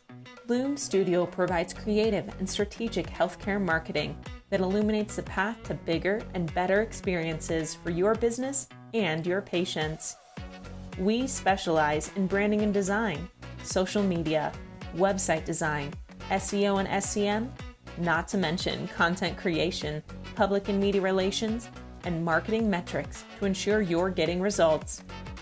If you're looking to increase your patient engagement and retention, enhance your community impact, and streamline your marketing efforts, our team is ready to help you achieve your goals. Contact us today and learn more at loomstudio.com. I'm Chris Jakimick. I served in the United States Air Force and I deployed 3 times. So in 2017, I was serving as an Air Force First Sergeant. Our motto in that role is my job is people, everyone is my business. But unfortunately in that year, I would lose my own brother, Lance Corporal Adam Jakimick, to suicide. The majority of veteran suicides are from guns.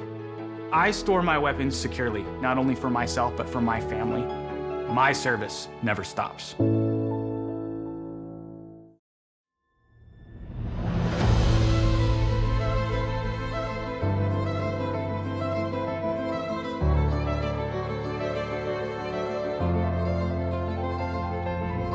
Cowboy State Daily Show with Jake. Taylor Swift married that football player over the weekend.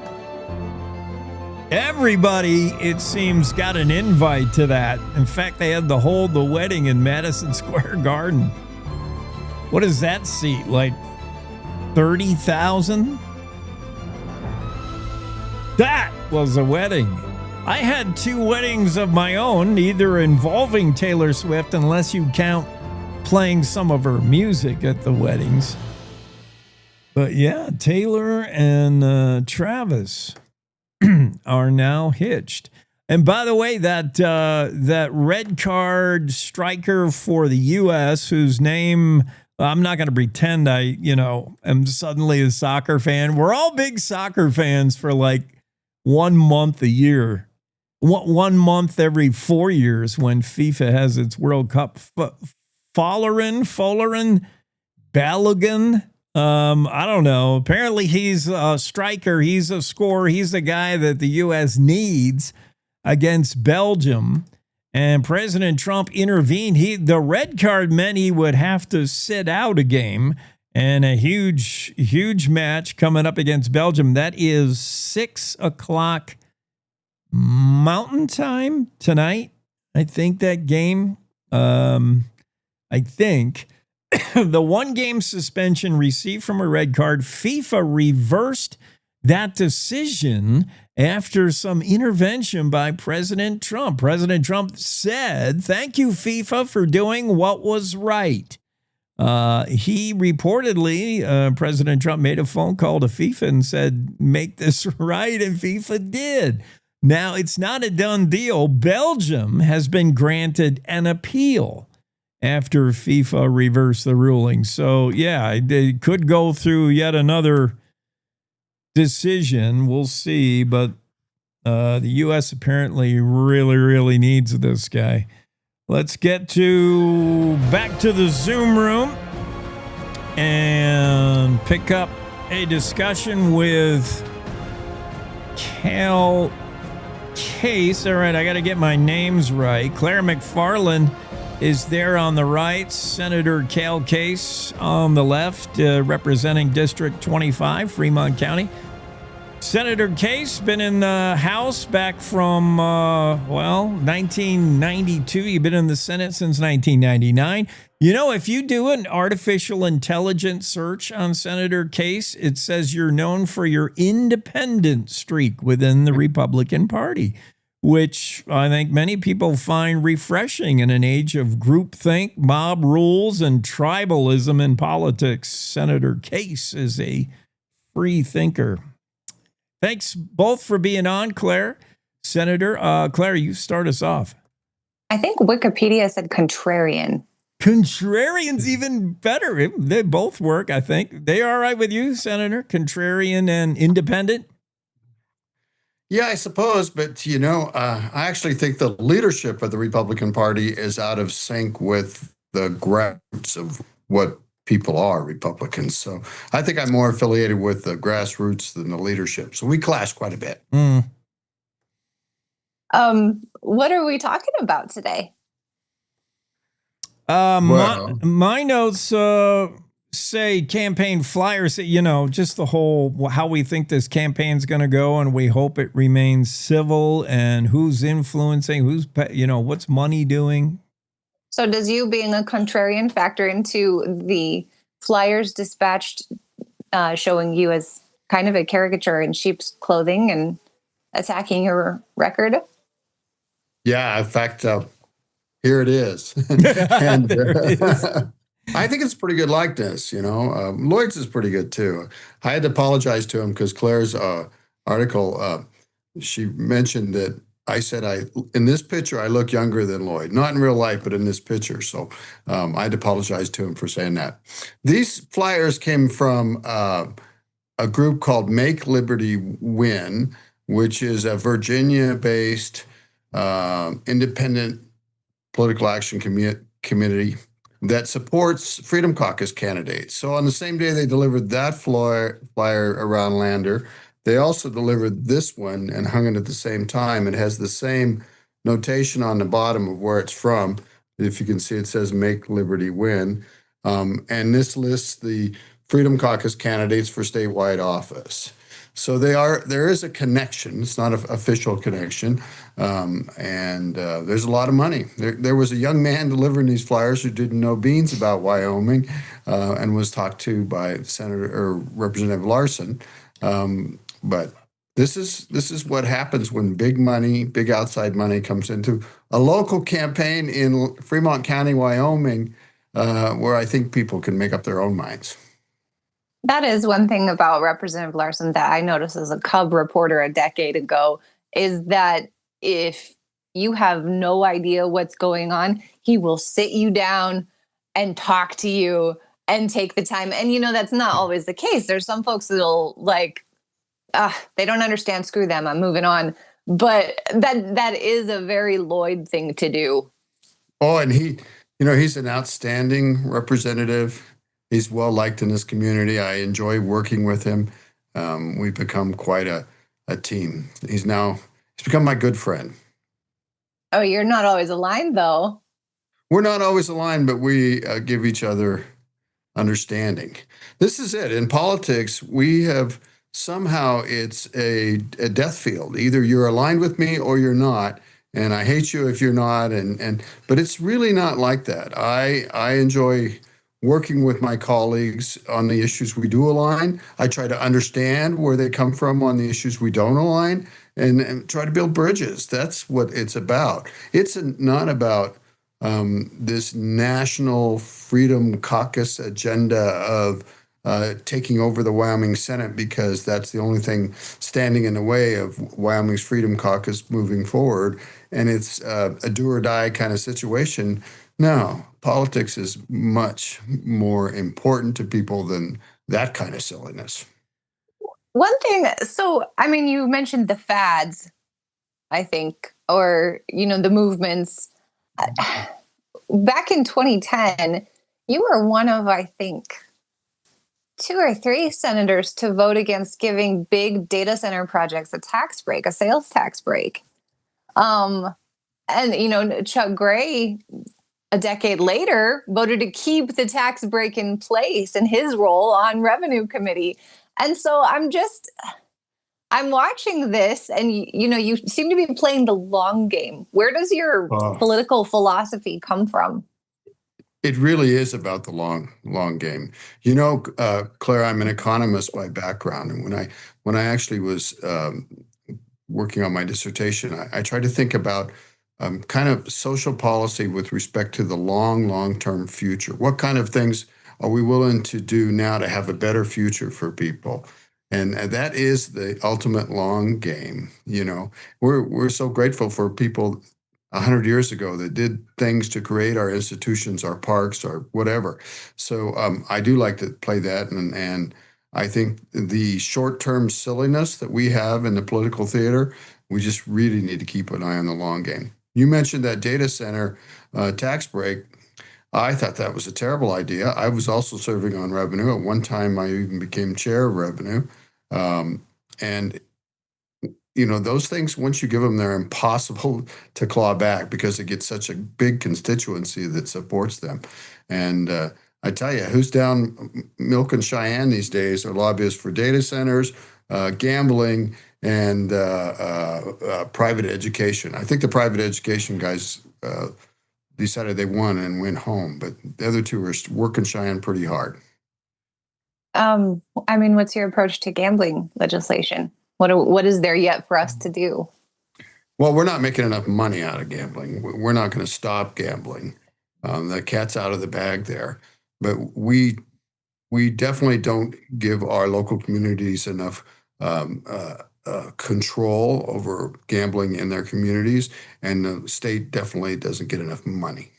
And the whole horse racing thing has kind of evolved to be a little bit torturous, where they get a percent of the take from, an off-track batting facility will get a percent of the take. We'll have to give a percentage of the take to a live horse racing event within like 100 miles. And so now there's this incentive to build horse race tracks, and there's big money moving into that, really big money. A big track's going to happen in Cheyenne, and the state doesn't make much money. Should. That is interesting, to hitch one industry to kind of another, hitch one business to another, to subsidize the other. Well, that was John Schiffer. He was he was a very enlightened and good senator in Wyoming, and he was the first guy that ever gave me a break and gave me a committee chairmanship. And he really liked historical live horse racing, and they wanted to protect it. It was dwindling on the vine, and almost disappeared in Wyoming. And so they came up with this idea to subsidize it with payments from off-track horse racing or historical horse racing. I roped you into another story. I don't know if you noticed. I didn't warn you. The flock cameras that throng the town of Glen Rock. The police chief said, this has been pretty quiet, not a lot of controversy. So I cited him and quoted him. I have since gotten one email from a person that's like, actually, I'm really ticked about these. Do you have more thoughts? Have your thoughts changed, or have you developed anything new on the flock cameras since we talked 3 weeks ago? No, and I haven't completed pursuing the idea of legislation to control when the data is accessed and under what circumstances, but I intend to do that. I think, it's kind of a technology that's out of the bag. We'll have facial recognition on computers and license plate readers available on small private facilities. It's all going to happen, and with the power of computers and AI and everything. But we need to control how that data is used to pursue people. And so I liked your idea in the story. I intend to follow up and try to come up with some legislation in that line. And I got that from you. I think that was the Institute for Justice's idea. But you did the research to find that. I'm not exactly allowed to be an idea factory here. Well, I know that, but you were in that instance. Jake, any other ground I didn't cover or that you want to cover? I just want to circle back for a minute. We're talking to Senator Cale Case. Claire McFarland's with us. Going back to, the way we campaign now in this outside influence, Senator, I could see how it creeps into a run for, maybe a U.S. congressional seat, but we're seeing outside influence peddled at Fremont County. In a citizen legislature. Where does it stop? Are we going to start seeing flyers for a county coroner or a city council member? Like, really? Here's what's at stake, Jake. It's the Wyoming Senate. The Wyoming Senate held the line against the Freedom Caucus-controlled House for the past 2 years. And we formed a coalition in the Senate. We worked together. We had very conservative members, and we formed a coalition with the moderates, and we even had the Democrats as part of the coalition to elect leadership and establish committee chairs that were reasonable, and balanced. And so our opponents in the House that want to take over the Senate and change that, they're going all out, and their friends are going all out So when you look at this, there's a website here you can go to, and it has my votes on probably 50 bills. And when you look at that, you're going to find that they're cookie cutter bills from outside of Wyoming that have found sponsors in Wyoming because of the pretty names on the bills. But when you look at the subject of the bills, you'll find they have constitutional problems. They are practically irrelevant in Wyoming, and they're affect liberty. So I stand by my votes. But there'll be more of this, Jake, and that's a sad evolution of politics. There is a movement to control, have a constitutional amendment to allow the U.S. Congress to restrict this third-party type expenditures, but the Supreme Court has blessed it, mostly through the Citizens United case, whereby independent expenditures are free speech and are protected as such. 2 minutes left. One last question, Claire.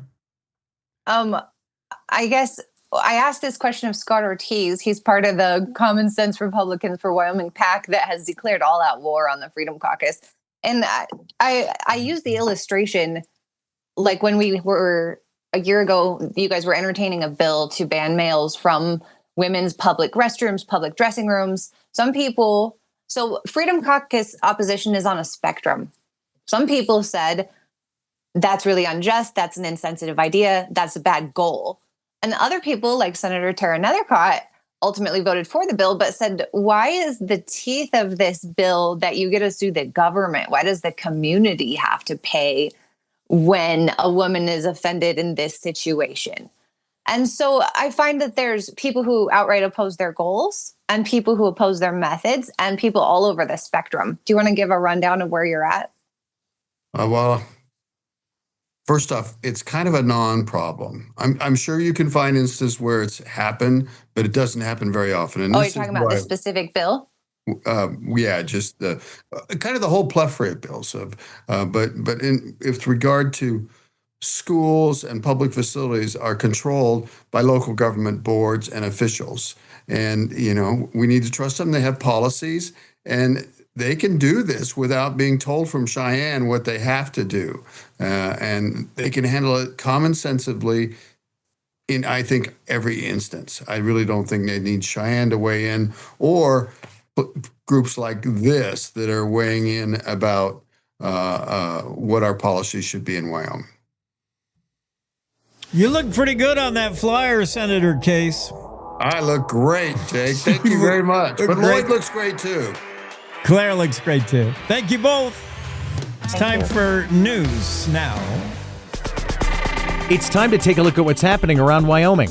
From the Cowboy State Daily News Center, I'm Mac Watson. Instead of selling the century-old 140-acre Flat Creek Ranch for millions of dollars, a Jackson couple gave the property to its longtime managers. Cowboy State Daily's Kate Meadows reports owners Joe Albright and Marcia Kunstler say they didn't want it to fall into the hands of someone who would destroy the land, the wildlife, or the buildings. Trey Sharp told me that they are going to keep up with the infrastructure and there's always maintenance that needs to be done. This is a 100-plus-year-old property, and keeping the cabins in good shape while still having that sort of historic feel is kind of a nonstop job. So that's really their focus now, and just continuing to offer bespoke experiences for their visitors. So whatever their visitors want to do when they come and visit, the owners will do their best to curate that experience for them. For Albright and Kunstler, both retired foreign correspondents, the decision was about conservation as much as succession. The couple spent 27 years restoring and preserving the ranch after buying it back from the Jackson Hole Land Trust in 1998. Military tanks spent an hour crushing cars on Friday as enthusiastic crowds cheered to celebrate America's 250th at the National Museum of Military Vehicles in Du Bois. Cowboy State Daily's Renee Jean reports that owner Dan Stark says, quote, "What's more American than machine guns and tanks crushing cars?" It's a huge museum, world-class museum, world's largest private collection of military vehicles in Du Bois, of all places. And then right after lunch, when everybody's there at the canteen anyway, they had some little lectures, told us some history stories and things like that. People were applauding. So, they're happily listening to these lectures after they've watched some tanks crush some cars. It was a great day. Starks didn't get any disagreement from the huge crowds turning out for the day-long event devoted to America. More than 500 people showed up in the first hour, which offered 2 chances to see the tanks in action. I'll be back with more news from the Cowboy State Daily News Center right after this. Here's another driving safety tip from WYDOT. Download the Wyoming 511 app for hands-free information on your mobile device. Arrive alive. Visit wyoroad.info for road conditions, closures, weather forecasts, web cameras, and much more. This has been another driving safety tip from the Wyoming Department of Transportation. At Cowboy State Daily, we cover everything Wyoming, like the 2026 elections. The White House, they sent Senate President Bo Whiteman a letter that's basically an attaboy saying, wow, good job, Senate. The outdoors. The last time they had a proposed hunting season, they would have issued 20 hunting tags. And the issues you care about. The report came out and it shows the school district to be in violation. Covering Wyoming like nobody else can. This is Cowboy State Daily. Cowboy State Daily News continues now. With no veterinary clinics or animal shelters, roaming dogs are a problem on the Wind River Indian Reservation. Cowboy State Daily's Carrie Drake reports that a Cheyenne clinic 300 miles away has rescued thousands of stray pets from the reservation since 2017. But the reservation had a huge problem with feral and stray dogs. So she kind of switched the focus of the foundation or the program that she runs. And just beginning with the reservation, she's kind of expanded to do spay and neuter clinics. But basically, she has captured 3,000 dogs and cats from the reservation since 2017, largely through donations. J.M. Marshner, who opened the clinic, tells Cowboy State Daily that between she and her volunteers, they've worked to rescue 3,000 dogs and cats on the reservation. The Haitian truck driver who killed one Rawlins EMT and severely injured another in a catastrophic I-80 crash more than 3 years ago is asking the Wyoming Supreme Court to overturn his convictions. Cowboy State Daily's Colby Fedor reports that the driver claims prosecutors never proved he was reckless. Savoie St. Jean's attorney contends that there wasn't enough evidence to convict him of aggravated homicide and aggravated assault and battery. The crash occurred on December 1st of 2022 when St. Jean's semi-truck slammed into an EMT and killed the driver on Interstate 80 near Green River. Last fall, he was sentenced to 12 to 14 years in prison. He is now asking the Wyoming Supreme Court to erase the convictions. For the Wyoming Supreme Court, the question is whether the evidence presented to jurors was legally sufficient to prove beyond a reasonable doubt that St. Jean acted recklessly. And that's today's news. Get your free digital subscription to Wyoming's only statewide newspaper by hitting that daily newsletter button at cowboystatedaily.com. I'm Mac Watson for Cowboy State Daily. For decades, I've taught you everything I know.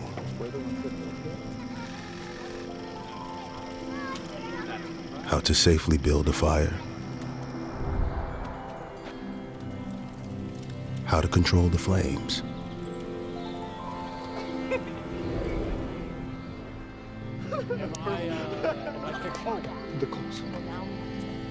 What to do with hot coals. How to secure your chains.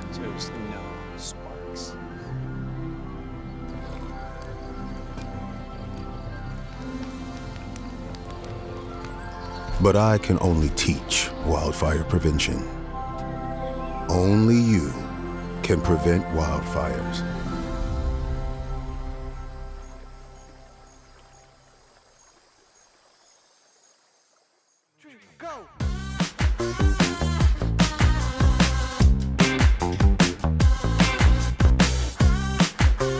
Cowboy State Daily Show. We're back halfway through a Monday, and this is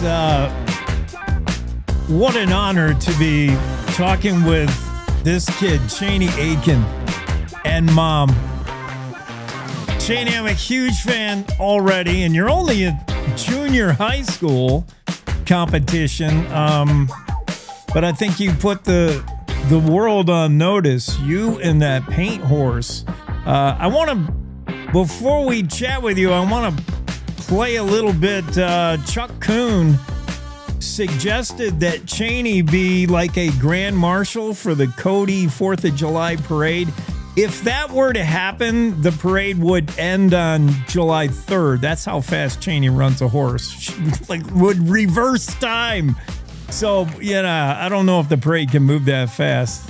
Let's watch one of Chaney's runs and see what that looks like. I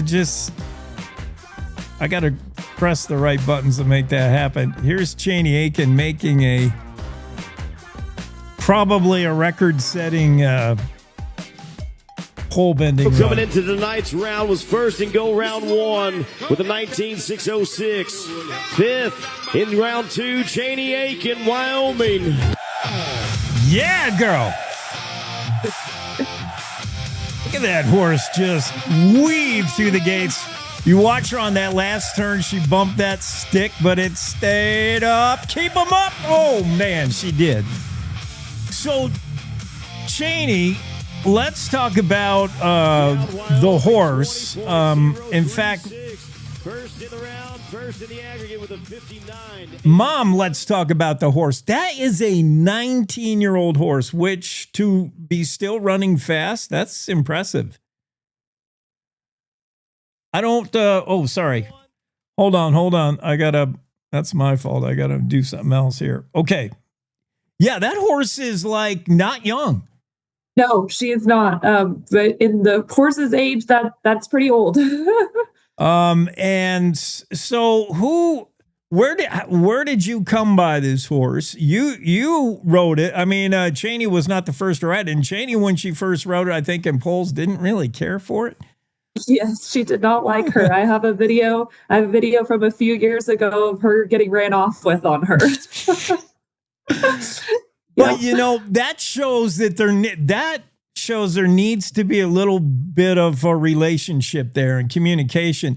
I mean, in some events, you could jump on anybody's horse, grab a loner, but in stuff like pole bending and barrels, there has to be some cooperation there. I think, Chaney, you learned less is more, quiet hands. That horse knows what it's doing, and it was like, leave me alone. Yeah, she gets picky sometimes, so you just got to leave her alone. And she's good. So I think, and by the way, pole bending, if you don't know, these are the two events you're in, Chaney, pole bending and barrels. You do all the timed events, speed stuff. Are you roping yet? Everybody's got a rope. Come on. No, I don't like roping. All right. You just go too fast for roping. I'm excited to see pole bending acknowledged, by the way.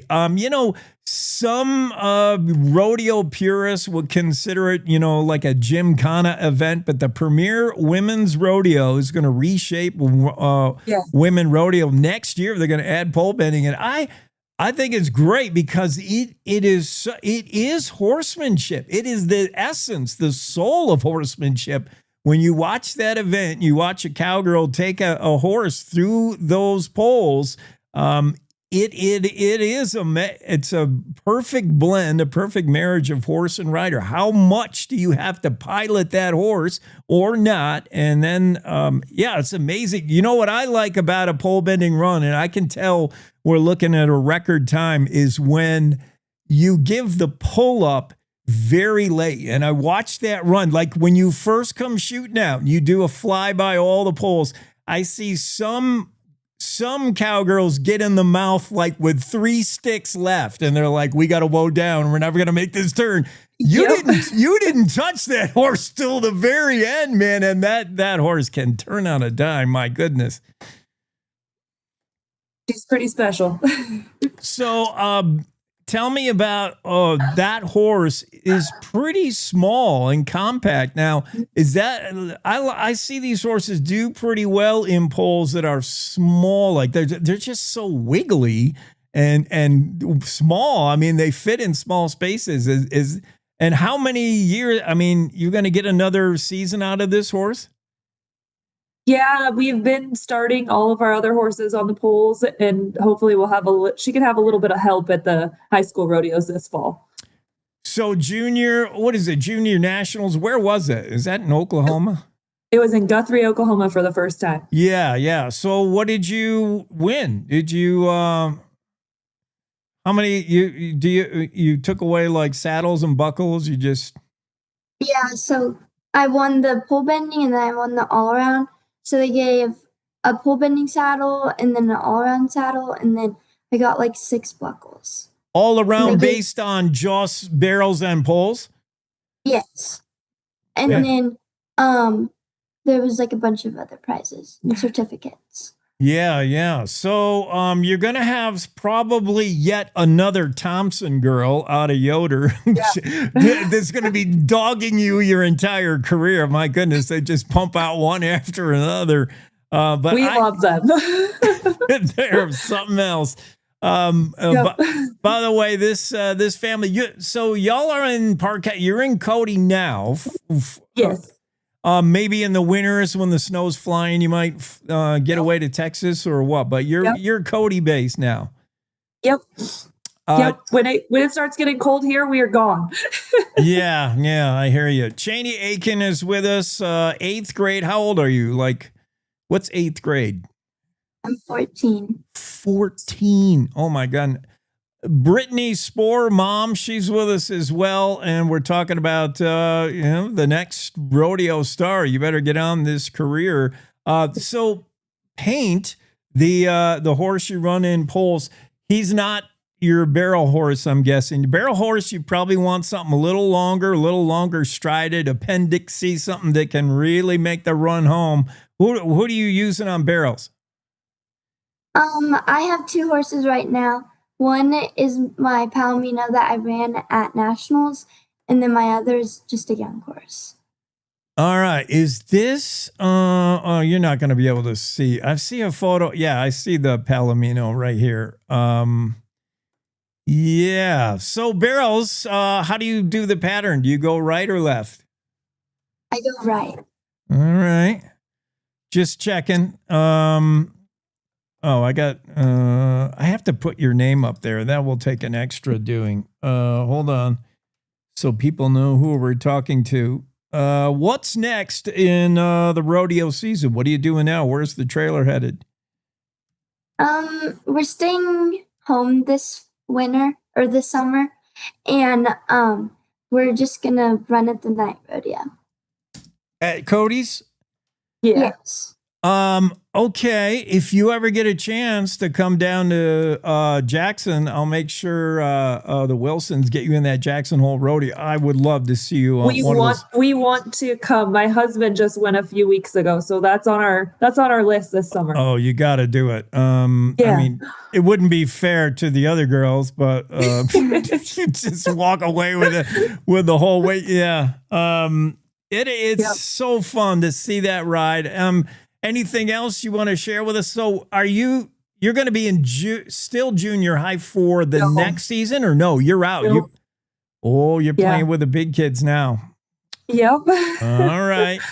Well, I'll make sure, last year I helped broadcast my local rodeo. We broadcast all the Wyoming high school rodeo, Utah, Idaho as well for the Cowboy Channel. I'm not doing it this year, but the guys that are doing it, I'll make sure they get camera on. Yeah, make sure they got like the high speed lens, whatever, because it is fast. What were the times? Oh yeah, I did want to ask you about the different pattern. I mean, the size of arenas for barrel racing, because a lot of times we see times that 14 seconds is fast or impossible, and then we see times where like 18 seconds could win.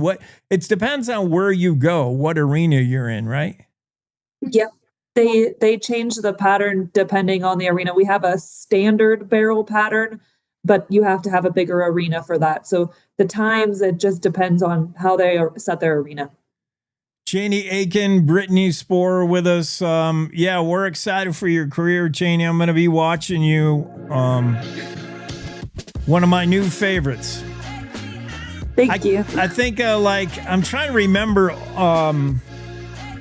trying to remember all the girls last year that I watched at high school rodeo. Some of them aged out, but some of them are still competing. So you're going to be up against some pretty good cowgirls. Yes. I can't wait to see how that shakes out and paint the 19-year-old paint horse. Thank you both for being on. Thank you. Thank you. Cowboy State Daily Show. That's Chaney, Akin, and you better follow up on her. Get up to speed. Julie Mankin wrote the story about this young lady in the Cowboy State Daily. That dropped on June 29th. She dominated National Junior High School Rodeo. Cleaned up in poles, barrels, and all around. And I think put the rodeo world on notice. Chaney, Akin. We got more coming up on the Cowboy State Daily Show, including a chat with Miriam Washut. She was just in the White House, bringing home a check for $150,000. She took that civics test when she had time. She played softball and she was in a play as well. Miriam Washut, another young lady to watch. And we'll do that after this quick break. Park County Fair's back this July. Happening all week is the thrilling Carnival Midway. Tuesday's the Muddy Mess with pig mud wrestling. Get ready to rumble for boxing on Wednesday. Pull yourself to the grounds for Thursday's truck and tractor pulls. Friday's the fast-paced figure 8 race. And as always, Saturday's the sellout Demolition Derby. Tickets are on sale now, and we'll see you at the 100th Fair on patented land. This is the Cowboy State Daily Radio Network. I don't think that many kids in my son's school even do it. He makes fun of his friend who vapes. He would never try it.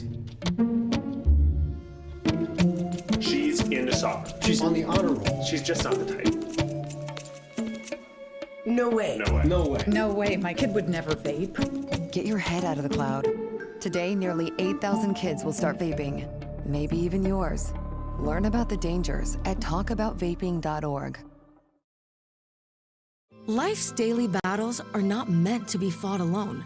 We're not powerless, so long as we don't lose sight of what's important. Don't be afraid to seize that moment to talk to your friends. Cloud, you okay? Because checking in on a friend can create a safe space. The first step on our new journey. You coming? Reach out to a friend about their mental health. Seize the awkward. It's totally worth it.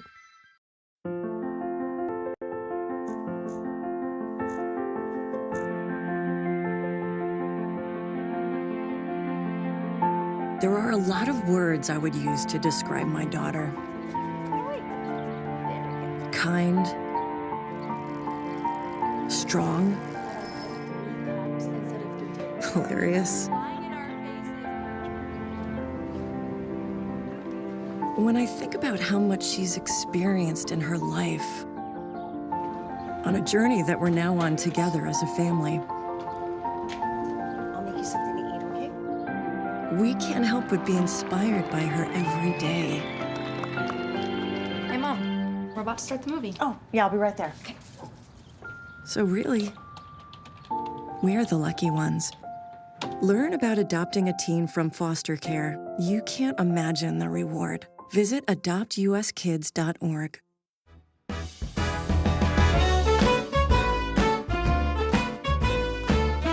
Yeah, we're back. Cowboy State Daily Show on a Monday.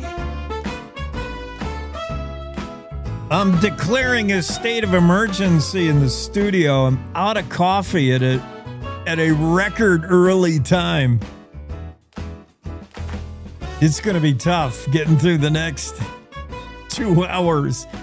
Here's two great photos if you're watching. If you're on radio, I feel bad. But if you're watching the show on the Cowboy State Daily channel, on our YouTube channel, or on Facebook Live, X Live, or on the homepage, cowboystatedaily.com. Here's a little bit of our previous guest, Chaney, Akin. This is her taking paint around that far pole. And notice so many things about this cowgirl. Just the seat, that deep seat she's taking. Look at the lean on this horse paint as she gets around that pole. But notice both the eyes of both competitors, the horse and the cowgirl. And they say to be really fast, you got to be thinking one step ahead and be looking one step ahead. And you see Chaney in this photo, her eyes are on the next pole, not the one she's getting around. That one's done. She is looking ahead, and that translates to the horse. And paint will be searching out that next pole as well. That is how you run poles right there. And here she is running barrels similarly. Look at the hands. Look at this horse. Have you seen a barrel racing horse that gets down at a 45-degree angle like this to turn a barrel? And you notice Chaney's eyes looking ahead, the horse's eyes looking ahead to the next barrel, hunting that next barrel. That's how you ride. That's how you do rodeo. She's a good one. Chaney Akin and her mom, Brittney Sporer, on the show. Miriam Washut coming up. I'm going to check my Zoom room, which I closed briefly on accident. We'll keep an eye on Miriam. And I'm excited tonight for the soccer game. It's U.S.-Belgium, right? With maybe the U.S. getting their one-star player back. FIFA has reversed the red card, one-game suspension, although I think Belgium gets a chance to appeal that. All right, we're heading back into the Zoom room. More guests. This is Miriam Washut, and there she be. Miriam, you pretty smart. The Civics Award. By the way, what are you going to do with all that money? Just go to college, probably. Yeah, and you're heading for Wyoming Catholic College. Of course, your dad's the president.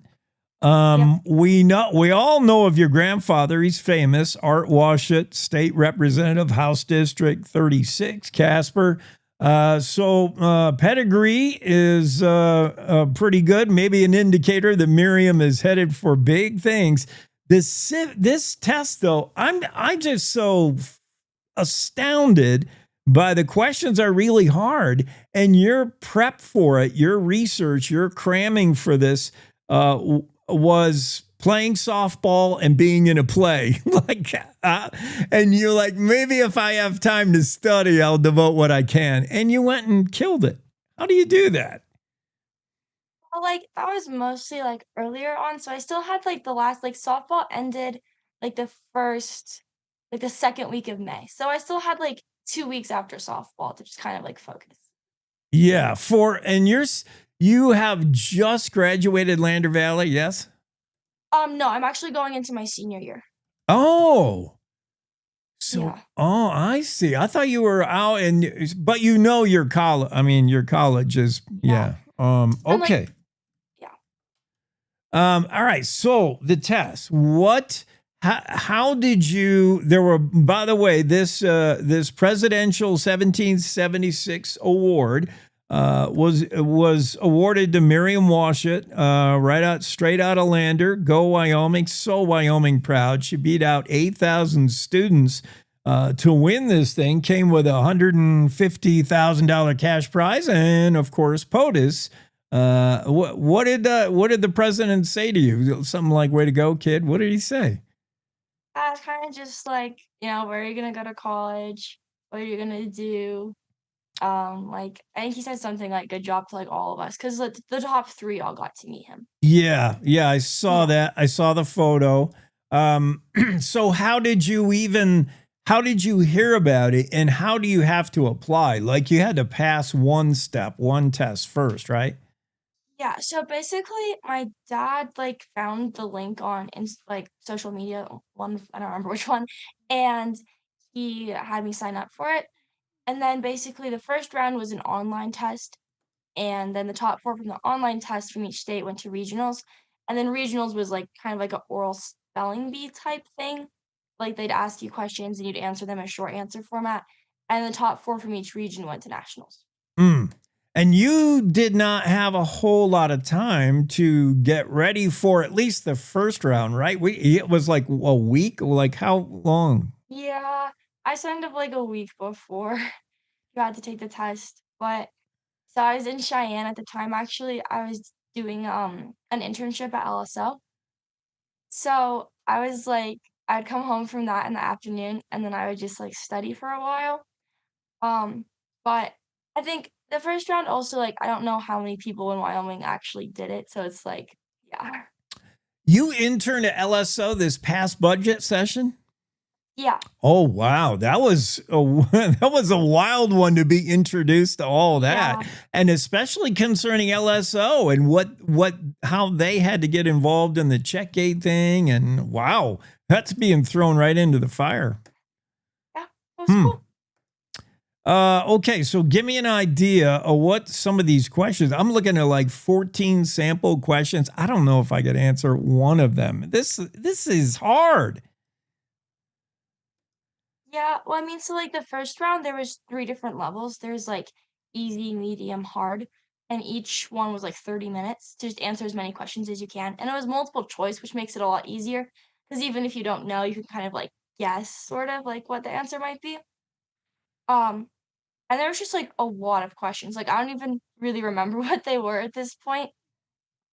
And then regionals, basically, there was like the first round, you were just asked 9 questions, and they're kind of like varying levels of difficulty. And then the like top 8 from the first round went to the final round and were asked like 9 more questions.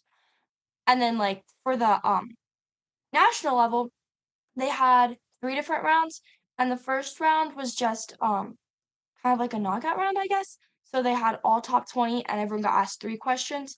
And then it went into like what's on the TV with like the top 8 and like the buzzer rounds and then like into the essays and everything. Are you just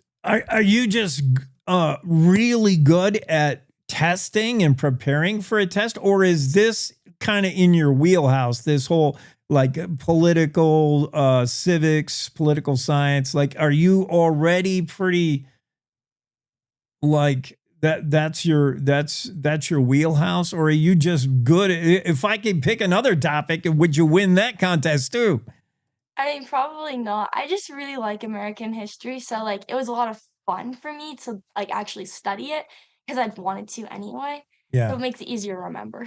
Yeah, and I read some that you like reading like original text, not third person, not a story about a biography. You like to read what people, the actual decision makers, the history makers. You want to know what they said. It's really nice to just be able to like actually like hear what they said instead of like having like someone tell me what they said. And you can kind of, there's a lot like of nuance and stuff that just gets skipped. So yeah. Yeah, and does it help you kind of put you there at that time, like that time in history, whether it's, the late 1700s, whatever it is, it kind of, if you read in their words, I know for me, like Lewis and Clark, the journals, I read how they journaled in their words, and it kind of puts you there right at the moment. Definitely. All right. So the whole experience in DC, when did this happen? This was very recent. And by the way, last week, so many people are giving you the attaboy, attagirl. Megan Degenfelder, superintendent of public instruction, was on the show the morning after this was on TV. And we were going to ask Superintendent Degenfelder about all these education things. She goes, Jake, before we even start, I got to tell you about Miriam Washut. I'm like, what? Nobody, we didn't know what had happened, but she was right on it. She's so proud of you. So when did you find out you were going to go to DC? And I'm sure the whole family went. Okay, so I found out in May. There was the regional competition was like that first weekend of May. So my dad and I went to regionals and they announced who the top 4 were there, like at the end of the competition. But but it took them a little bit to get all of like the scheduling worked out of like exactly when we were gonna go. So in the end, it was just my mom and my dad and I that went to DC. We didn't bring my siblings because, like, I don't know. I don't think they would have enjoyed it as much. It was kind of a long like thing. Yeah, yeah. And the experience, like, what was the Oval? You were in the Oval Office, right? What was it like? Did you envision it like it was? Was it bigger, smaller? Was there anything that you were surprised about? I mean, like, not really. Like, I'd like seen it on TV and stuff, and it basically looked the same. But it was just really incredible to actually be in it because I never really thought I would be. Yeah. Well, I think you will be. I think you're going to be the one in Trump's seat one of these days soon. Unlikely. Okay. What is next for Miriam Washut? You got your college picked out. You're excited for that. Still a senior year in Lander. What are you doing there? What are you playing softball? You were in that play. What else are you doing in Lander? So this fall, I think I'm probably gonna do the musical and maybe like pottery at the high school. And then I'm only part-time at the public school. The rest of it I'm homeschooled. So I'm trying to figure out exactly like what all classes I want to do. But yeah, once I get that figured out, then I'll be able to like start ordering books and things. Well, I'm sure you've seen on the interwebs all the accolades from Governor Gordon to Senator Cynthia Lummis. Everybody has said, way to go, way to show. So Wyoming proud. We are proud of you. And big things for Miriam Washut, I think. It's only just beginning. Thanks for sharing with us, Miriam, what it was like. Yeah, thank you. Yeah, our pleasure to have you on. Have a great day. Cowboy State Daily Show. It's Miriam Washut, and she won that 1776. She and a couple others. We had the photo of all three of them in the Oval Office. 17-year-old Lander homeschooler beat out 8,000 other students in what was billed as an impossible civics test. I can attest to that. I couldn't have got any of those questions. Seriously, not a one. And Miriam studies for a week when she can find time between the softball and the play she was in, and aced it. $150,000 scholarship, and got an attaboy from President Donald Trump in the Oval Office. Presidential 1776 award. Read about the story in the Cowboy State Daily. Dale Killingbeck had it. Next up on the show, James Byrd is going to make the scene. I'm hoping we got Claire McFarland alongside as well. James Byrd on the Democratic ticket running for U.S. House. And he'll be in the general after they beat each other up in the primary on the Republican side. It'll be interesting to see how that all shakes out. James Byrd next on the Cowboy State Daily Show with Jake. Thanks for spending your morning with us.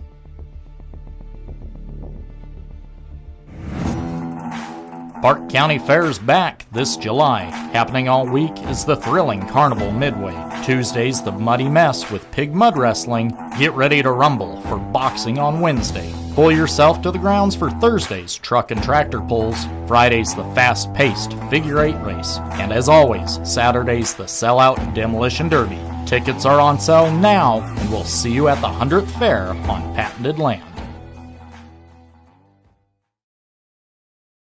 A good life begins with a good company. Powder River Energy Corporation, or Precorp, a consumer-owned electric cooperative in Northeast Wyoming, has careers in accounting, member service, and engineering. Precorp is always striving for A+ service, great rates, and being a trusted energy partner. Their work environment is driven by knowing your role, living your values, and making your career plan. If you are looking to be part of an industry leader, then look no further. Go to precorp.coop/employment opportunities and apply today. You're listening to the Cowboy State Daily Radio Network.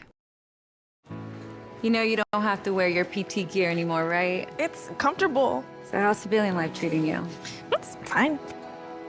When I got out, I didn't want to admit that there was anything wrong because I felt like a failure.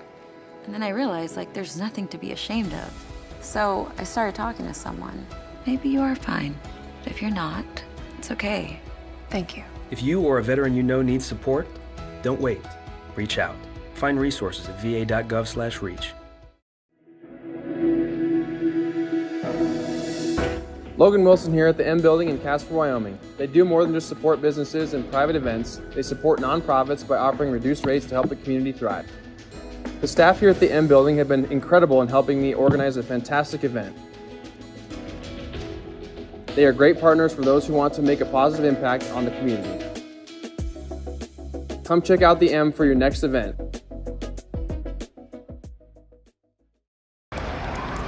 Hate is loud. It gets clicks. It gets attention. Hate, however, is actually quite small. But love is the majority. Filling up something far more important than any feed. Love fills our hearts, our lives, our every day with understanding, empathy, and compassion, leaving hate to become what it truly is, a whisper.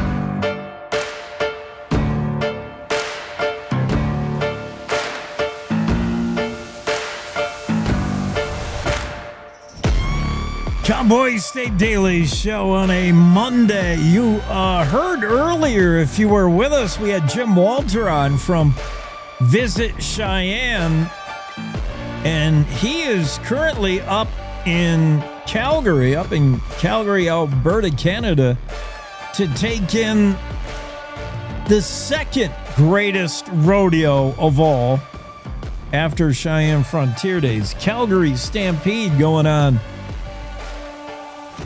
right now in Calgary. So I'm thinking our friends at the Western Ag Network and the Rodeo Roadshow, Will's got to be covering Calgary, right? Let's find out.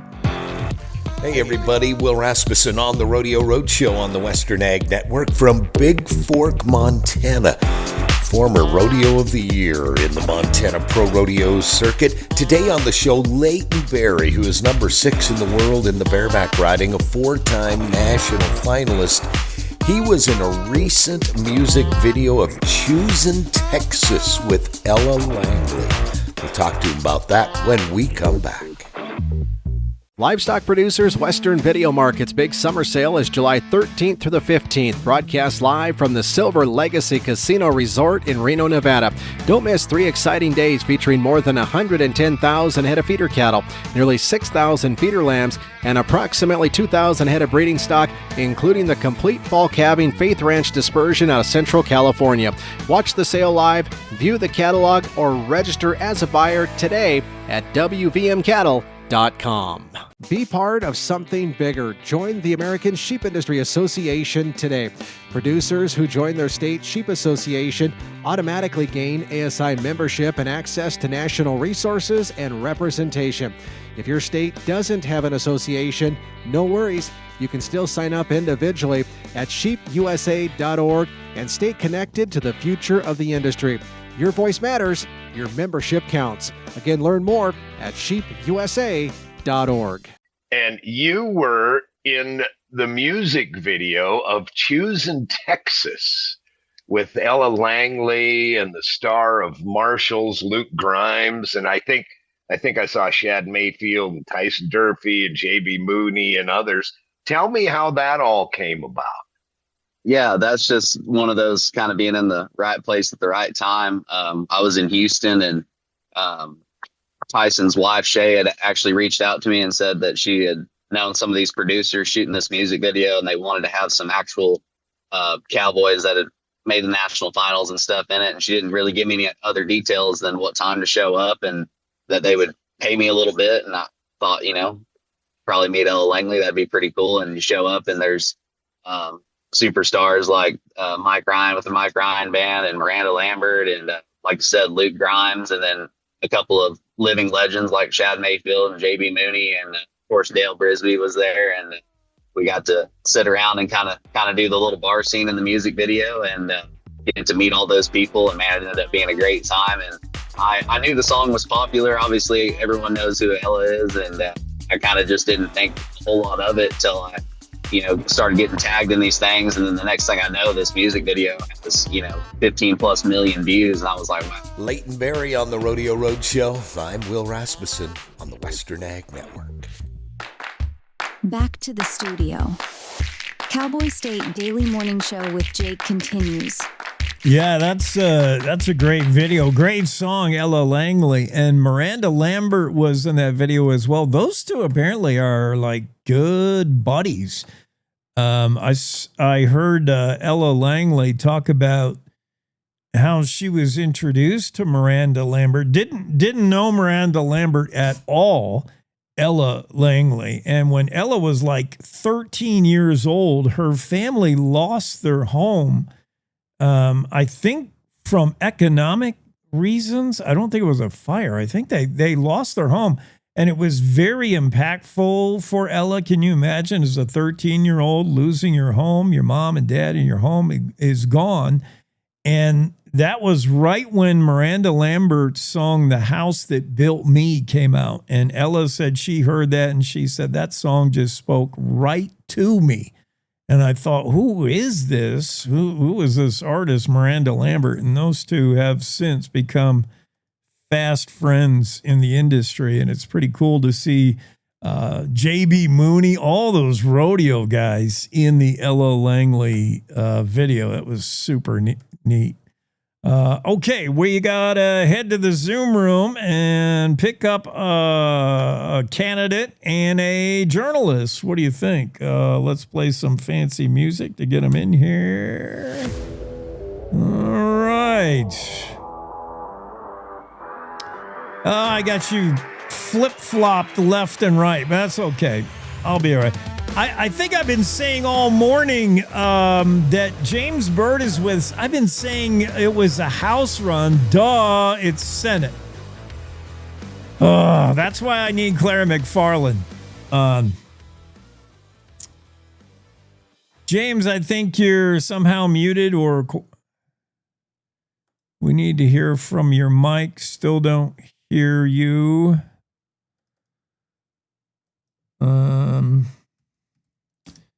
And Claire, how about you? How are you doing? I'm good. I'm not muted. Can we? Can you unmute him, or does he have to? No, it's not a. I can't unmute him. I can only tell him to unmute. Yeah, there. Maybe hit your space bar. Sometimes it does it for me. Yeah. There you go. There we go. Hey. Well, there first time I've used this phone. Okay, so yeah, bear with me just a second. I hear you. All right. Well, I get you set up. There you go. All right. We're good? Yeah, you look good. You sound good. Perfect. Thank you. Yeah, so the run for U.S. Senate, a lot of folks, I think, have wanted you back in politics. I love the story of your mom and her influence over your career. I want to do all that. But Claire, start us off. I mean, yeah. Do you have anything you want to say before I start firing questions? No, other than thank you for having me. It's always nice to talk to people and get the message out. Yeah. So I read, I've been reading some of your stuff, some of your commentary about securing the borders while pursuing, human rights updates to our immigration approach, activating Congress, diversifying our economy. You don't seem like that Democratic socialist that just won primary election in Denver. Well, I grew up in Wyoming. That should tell you right there. I am not like the Democratic Socialists from Colorado. I was born in Wyoming. My family homesteaded in Wyoming. Wyoming. It's influenced me. I am a few clicks to the right, conservative wise. But other than that, I feel like I'm just like most of the other people who've grown up in Wyoming. Thank you. And so let's talk priorities. Number one, if you are elected, what's the first thing you want to get in there and do? Well, gosh, there's so many things that are burning issues, but the number one thing that seems like it's rolling downhill pretty fast is affordability, and just it's out of control. There's unforced errors. The poor people in these United States are just paying way too much for everything, and they shouldn't be paying those prices because of missteps, purposely or even accidentally, by people in the government. We're in a world of hurt. So go on. That would be priority number one, is to get my arms around those prices. The cost of imported goods, which trickles down to the consumer, the tariffs have got to go. Congress has the ability to leverage tariffs. It doesn't come out of the executive. It's kind of a general, if you want tariffs, you come ask the Congress and we will work with you and we will come up with a tariff scheme. It does not come off the executive desk. And so the way that we're doing our federal government right now is just wrong. Thank you. Yeah, I mean, hearing you talk about this, it sounds like a deeply rooted political philosophical goal to remobilize Congress. It doesn't sound just like I hate Trump and everything he does. No, it's the government is really, they're off kilter. They're out of bounds. They need some congressional guidance, and that's what the Congress is there for. The Congress is there to add that extra voice, that extra set of eyes on everything we do, so that we get it right and we work out the bugs before we roll out version 1.0, and then it is so riddled with problems that nothing works and everything comes to a grinding halt. So yeah, first day is kind of get the organization back in the government, back to what the Constitution said it's supposed to be. Remember the three branches, co-equal branches of government, the executive and the legislative and the judicial. Okay, back to getting those lines firmed up and back to the original ideas of what those groups are supposed to be doing. Thank you. So, you've taken this stance like on data centers, we're not going to just helter-skelter annex public lands. We need to have third-party assessments of the water usage. So it sounds like you're into not banning data centers, but putting rigorous checks in place. Do you want to expound on that? Yeah, the data centers is, okay, this is one thing that as a former legislator, okay, this is one thing that you have to understand, that this position is a representative of the people.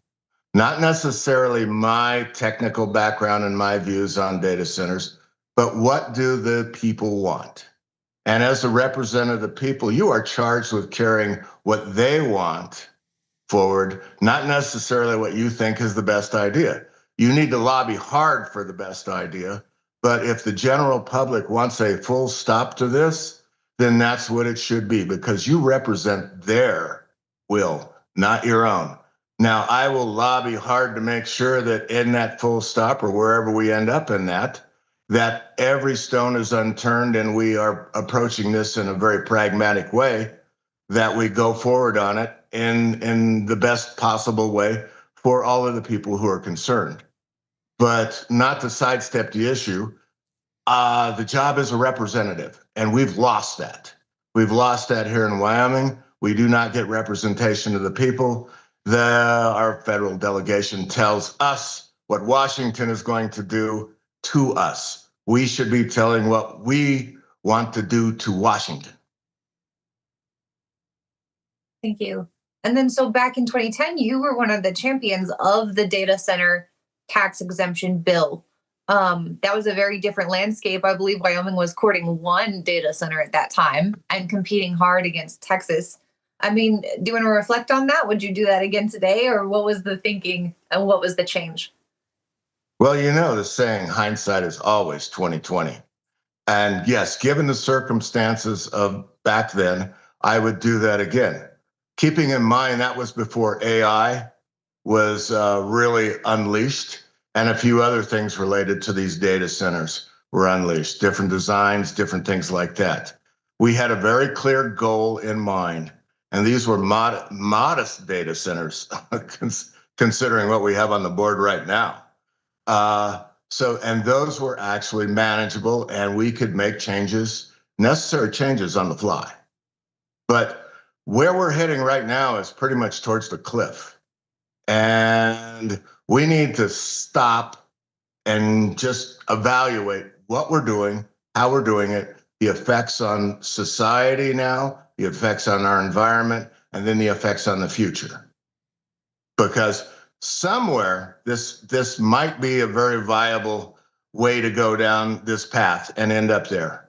But we need expertise like I don't think we have at the table right now. So that's where I would be the change from years ago. But you asked me if I would, yes. And given what I know now, that might be a maybe.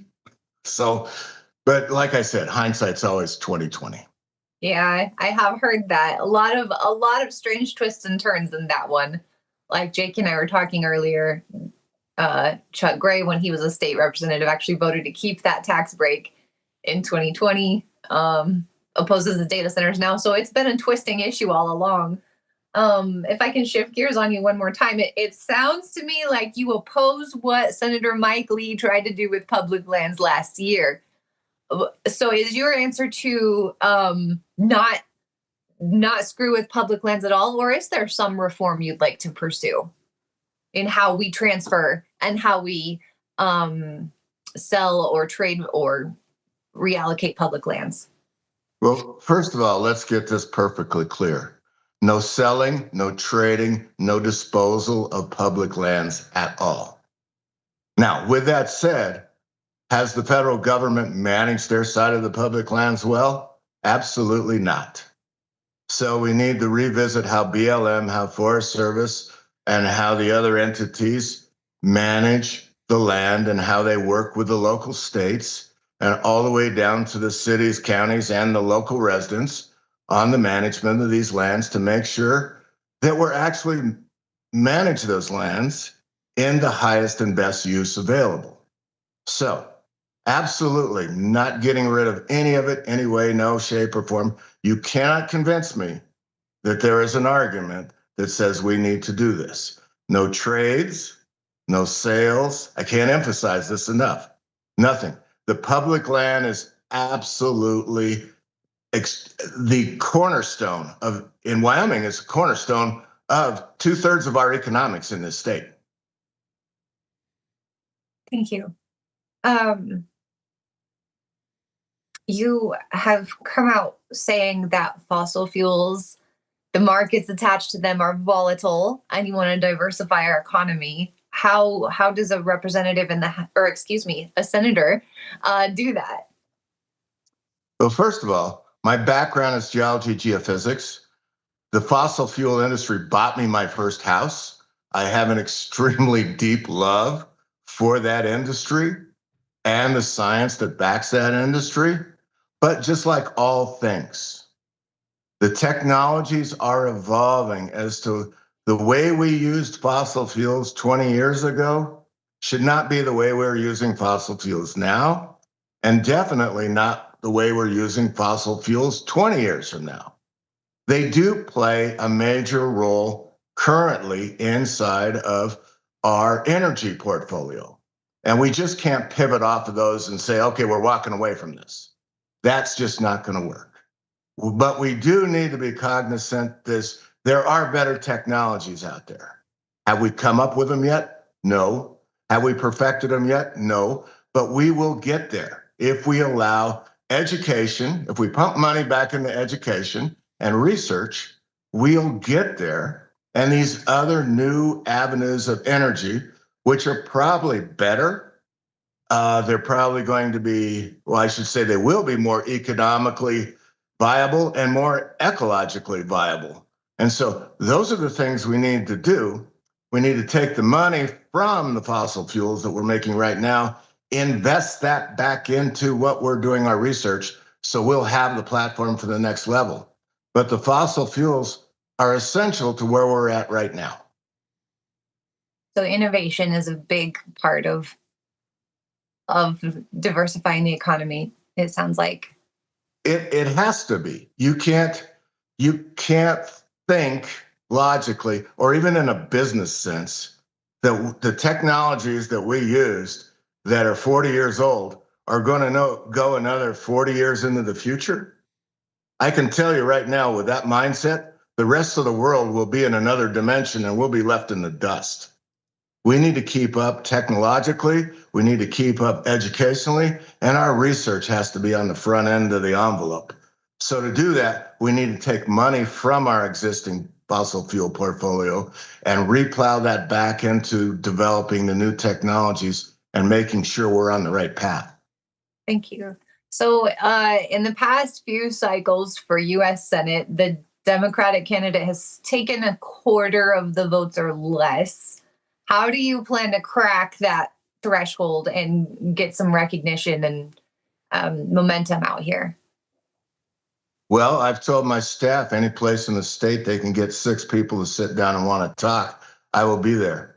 Currently, on this particular jaunt through the state and around, I put 2,000 miles on my car this week, going out and visiting people and talking, just one-on-one conversations and a few events around the state.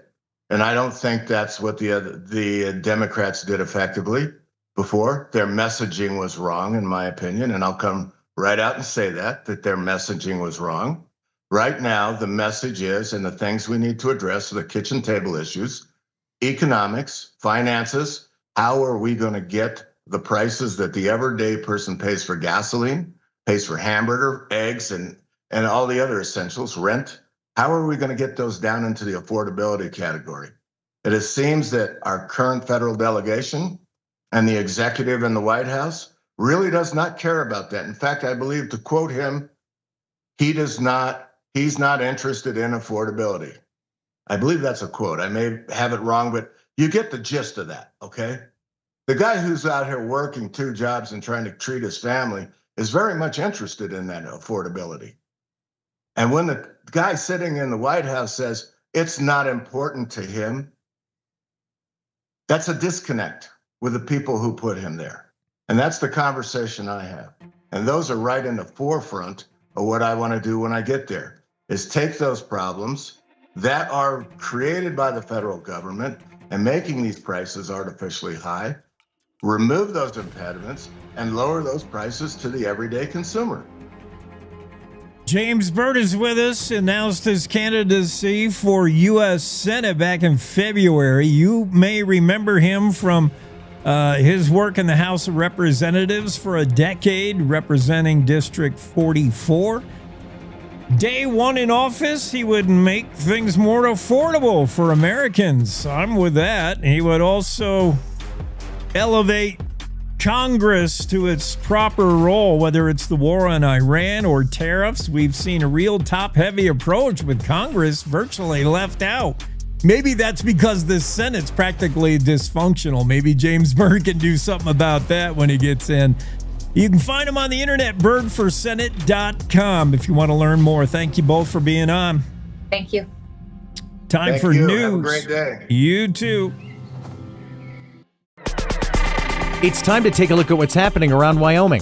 From the Cowboy State Daily News Center, I'm Mac Watson. Instead of selling the century-old 140-acre Flat Creek Ranch for millions of dollars, a Jackson couple gave the property to its longtime managers. Cowboy State Daily's Kate Meadows reports owners Joe Albright and Marcia Kunstl say they didn't want it to fall into the hands of someone who would destroy the land, the wildlife, or the buildings. Prey Shark told me that they are going to keep up with the infrastructure and there's always maintenance that needs to be done. This is a 100-plus-year-old property, and keeping the cabins in good shape while still having that sort of historic feel is kind of a nonstop job. So that's really their focus now, and just continuing to offer bespoke experiences for their visitors. So whatever their visitors want to do when they come and visit, the owners will do their best to curate that experience for them.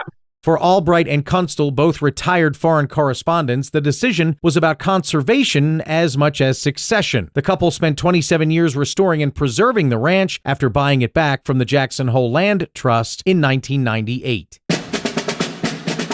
Military tanks spent an hour crushing cars on Friday as enthusiastic crowds cheered to celebrate America's 250th at the National Museum of Military Vehicles in Du Bois. Cowboy State Daily's Renee Jean reports that owner Dan Stark says, quote, "What's more American than machine guns and tanks crushing cars?" It's a huge museum, world-class museum, world's largest private collection of military vehicles in Du Bois, of all places. And then right after lunch, when everybody's there at the canteen anyway, they had some little lectures, told us some history stories and things like that. People were applauding. So, they're happily listening to these lectures after they've watched some tanks crush some cars. It was a great day. Starks didn't get any disagreement from the huge crowds turning out for the day-long event devoted to America. More than 500 people showed up in the first hour, which offered 2 chances to see the tanks in action. I'll be back with more news from the Cowboy State Daily News Center right after this. Here's another driving safety tip from WYDOT. Download the Wyoming 511 app for hands-free information on your mobile device. Arrive alive. Visit wyoroad.info for road conditions, closures, weather forecasts, web cameras, and much more. This has been another driving safety tip from the Wyoming Department of Transportation. At Cowboy State Daily, we cover everything Wyoming, like the 2026 elections. The White House, they sent Senate President Bo Biden a letter that's basically an attaboy saying, wow, good job, Senate. The outdoors. The last time they had a proposed hunting season, they would have issued 20 hunting tags. And the issues you care about. The report came out and it shows the school district to be in violation. Covering Wyoming like nobody else can. This is Cowboy State Daily.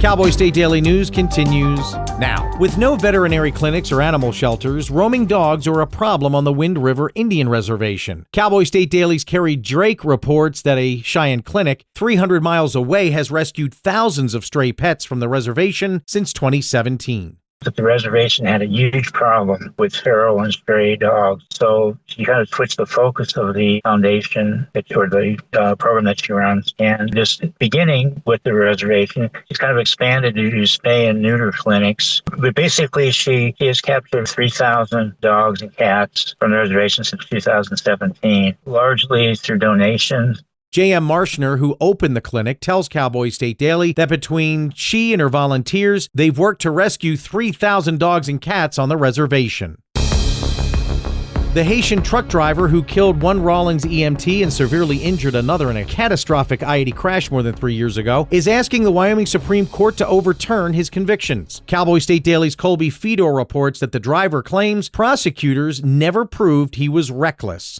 Savoie St. Jean's attorney contends that there wasn't enough evidence to convict him of aggravated homicide and aggravated assault and battery. The crash occurred on December 1st of 2022 when St. Jean's semi-truck slammed into an EMT and killed the driver on Interstate 80 near Green River. Last fall, he was sentenced to 12 to 14 years in prison. He's now asking the Wyoming Supreme Court to erase the convictions. For the Wyoming Supreme Court, the question is whether the evidence presented to jurors was legally sufficient to prove beyond a reasonable doubt that St. Jean acted recklessly.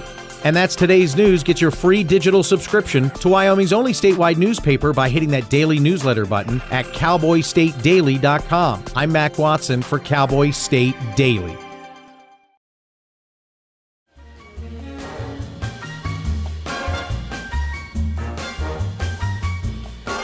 And now to our secret agent man, it's Dale Killingback, Cowboy State Daily Show. Dale Hilland, is that how you say it? Hilland is Highland. I don't know. Highland? Maybe. Yeah, I think so. We would have to confirm by asking one of the 10 residents there. It's about as close to a ghost town as you can get. Dale Killingback features Highland, Wyoming, as a place that you might search a while on the Google Maps until you find it. Yeah, it's probably about, I don't know how many miles, maybe about 60 miles west of Casper. And people drive between Casper and Shoshone, and they probably, just see it as a blur on the right side when they're going from Casper to Shoshone. But it's got some cool history, and it's not yet a ghost town. It says 10 residents, Jake, on the sign there, and that's accurate. There's at least 10, maybe 12 people that still live in Highland. Here is the sign. There's 3 of the 10. That's a quorum in Highland, practically, if they wanted to vote on something. Yeah, it's pretty small. I love whenever you get like anytime the population's under the elevation, lower number, but 10. Wow. Yeah, and it's got this place called the Bright Spot that if you dig into the history of Highland, it's got its own little history. It was a grocery store, lounge, post office, all around place to stop. Ranchers would gather there, and a lady that I talked to that now owns it, she inherited it from her mom. She's hoping to open that back up. So maybe Highland will not be a place where people don't stop anymore, but maybe it'll be a place where the grocery store and the lounge will be another destination for people in the area. Thanks for introducing us to, if we didn't know already, the 17-year-old Miriam Washut, who won that $150,000 scholarship. President Trump was all part of the 1776 Civics thing, and she was fun to chat with. She's super smart. She's going places, this kid. And what a remarkable thing. What a cool thing for Wyoming. Yeah, when you look at the list, I mean, half of the books I never heard of before, but when you look at the list, like these Greek books that they had to read as part of it, and then all the Federalist Papers and all of that. I mean, it's just incredible that these kids dug into that. And her dad, who's the president of the Wyoming Catholic College, said it's like they're getting a college level class, in civics. So yeah, very impressive. She had to have some pretty good background in this area, poli-sci and history and all this. And she loves reading some original writing, she said, because she had very little time to prepare, like a week for the initial thing. And she was busy with softball and other high school stuff, and just knocked it out, man. I looked at the sample, 14 questions, Dale. I couldn't have got any of those right. Golly. Yeah, I mean, obviously she said she only had time to read through everything. I mean, 5,000 pages. I only had time to read through everything once. She must have like a photographic memory, Yeah. I mean, that's what I asked her. I'm like, I guess I didn't pose it right to a 17-year-old, but I'm like, Miriam, are you just smart? Or is this your thing? Like, are you already up to speed on all of this? And it was somewhere in between, but I think she's just smart. My goodness. Yeah. Obviously, to be able to pull that off. And like you said, she was involved in other activities. It wasn't like, that was her sole focus. So yeah, very impressive. Let's go back to another town in Wyoming. This one's Elta, Wyoming. And Dale, for a long time, I've been saying it should be Elta, Idaho. I mean, you have to drive through 20 miles of Idaho just to get to Elta, Wyoming, after you've already left Wyoming. It doesn't make geographic sense. I know that the first responders have some shit. Like if you call for an ambulance in Elta, the Idaho ambulance is going to come because you're in Idaho. Yeah, but if you talk to the residents there, Jake, I asked them, and I guess there'd been like a vote back in the 60s or something about, do you want to, some Idaho senator wanted to annex it and they all voted no. So the people there like being in Wyoming, but yeah, I mean, you go to the little school there through I think it's fifth grade, and then your choice is to go down to Jackson or go to Idaho, and I think most of the kids probably go to Idaho schools. So everybody shops in Idaho for the most part. But what was really cool was when I talked to one of the farmers there, who said that that sometimes they'd ride their horses over the mountains and go into Jenny Lake, So I thought, wow, that's pretty cool. It's 20 miles that way, but yeah, the shortcut straight over the mountains. I've done that actually, and it is lots of bears, I'll tell you that. I mean, tons of bears taking that route over the mountains. Alta is super cool. It's known as really the base camp launching off gateway community to Grand Targhee, the great ski resort, for a home of Leland Christensen. God rest his soul, one of the greatest legislators we've ever had, great lawmaker and statesman. Alta, Wyoming, cool little town, and slow down to 20 when you go through. Yes, sir, because they've got the speed limit there, and they had a police car, a sheriff's deputy car out there, and he lives there too. So yeah. I suggest you do get it woed down to 20. What's this story about, Dale? Crime and punishment inside a Wyoming district court's clerk's office. Is this the day in the life of a county clerk? Yeah, I just wanted to do a story because I'm sitting there, and I'm doing court research, on cases and things like that, and people are coming in, and some of them are just spilling out, their situations to these clerks there. And so I thought it would be interesting just to talk to them about, their role, and they've got to be a social worker as well as know all the records and things like that. They deal with people from all kinds, somebody spilling about their divorce and their relationship, the fact that they've just been charged with a felony and they're paying a fine, and they're trying to get their life straight. So really, they're impressive here in Natrona County. Yeah, they're on the front lines, and then they got to handle all the election stuff. I mean, they got to be multi-talented. Yeah, they have to know a lot about a lot. So very impressive people. What else this story about Wamsutter's John Bugas? How do we say his name? I don't know if it's Bugas or Bugas. I'm not sure about the pronunciation, but yeah, he was definitely somebody to know. I mean, here's this guy that goes on to be one of the stars in the FBI as a young man. I mean, he graduates from law school here in Wyoming, becomes like one of the rising stars in the FBI. He's out in Los Angeles, captures this most wanted criminal. Then he gets assigned to lead the Detroit bureau just as, the war's coming on and Nazis are in the country, arrest some Nazis. He's working, these cases against the gangsters of the day. So definitely somebody to know about. And then because, if you go back to that time, all these rich people, they were being kidnapped, or their family was being kidnapped, right? And so the Ford family reaches out to him while he's the head of the FBI in Detroit and hires him to be like their security.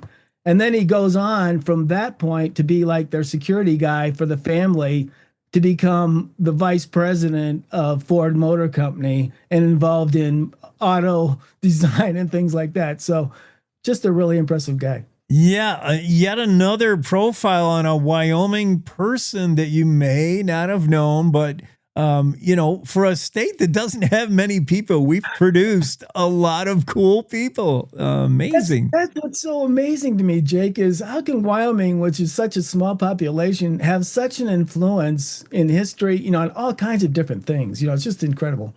Because Wyoming people are just, from Miriam Washut to that barrel racer from Cody to this dude, we just got a lot of personalities. How was your 4th? What did you do? Actually, I painted my garage. So, is that right? Yeah, that was my exciting 4th. And then we went and saw the fireworks. So. Yeah. Did you see the flyover? Did they have the C-130 come over you? I didn't see it. I was listening for it, but I didn't see it in my part of town. So it must have been more over toward the eastern part of town. Yeah. I saw ours rattle the windows. It was lower than I thought it'd be. Pretty loud, too. C-130 flies over. All part of the 4th celebrations. All right. Well, Dale, fantastic stuff. Thank you, sir. Have a great week. You too. That's Dale Killingback of the Cowboy State Daily Show with a whole bunch of his stories. Don't call Highland the ghost town yet. They got 10 people there. They're on a comeback. Crime and Punishment. Great headline for just peeking into the day in the life of a county clerk. What do they do? Dale says just about everything. Elta, Wyoming. Is it really in Wyoming? It's practically Idaho. And Miriam Washut. What a young lady who just won that Civics contest, 1776 Civics contest, $150,000 toward the college of her choice, which it's going to be an easy choice. Her dad runs the Wyoming Catholic College, so there's only one easy choice for her. But first, she's got to graduate from Lander. She's kind of half homeschooled, half going to Lander Valley. She's going places. Miriam Washut. And her grandfather, by the way, is Art Washut, of course. He is a state representative in the House District 36. All right, I think next up will be Mac Watson. I can't wait to talk to Mac about World Cup soccer. I'm one of the newest fans of soccer all of the sudden, and it's getting down to, the Final 4, Final 8. We're getting down to the end here. France, U.S., England. I mean, all the heavyweights still in it. It's going to get real exciting. We'll talk to Mac after this. The midterm elections are quickly coming up in November. We have to win the midterms. This is the most important election. And Cowboy State Daily gives you the local political coverage that has national implications. I think that we need to be more aggressive in terms of talking about what the real issues are. Cowboy State Daily has you covered with the coverage, insight, and knowledge about the candidates as we ramp up to the midterm elections in November. Cowboy State Daily, your daily source for all things Wyoming. This is the Cowboy State Daily Radio Network. Substance use disorder and addiction is so isolating. And so, as a Black woman in recovery, hope must be loud. The moment I chose hope was when I couldn't look myself in the mirror anymore. I did not recognize myself. Absolutely. So I'm so proud because I did not think I was gonna make it. And now, I get to call my mom and say I love her. I get to teach my son how to say, Mama, I love you. Yeah. So for me, hope in this moment, it is the thread that lets you know that no matter what happens, you will be okay. Judy.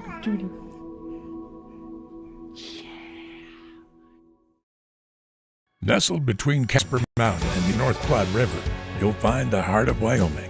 With a bustling downtown centered around our outdoor haven, Casper is for adventurers, freedom seekers, and rule breakers who find beauty off the beaten path.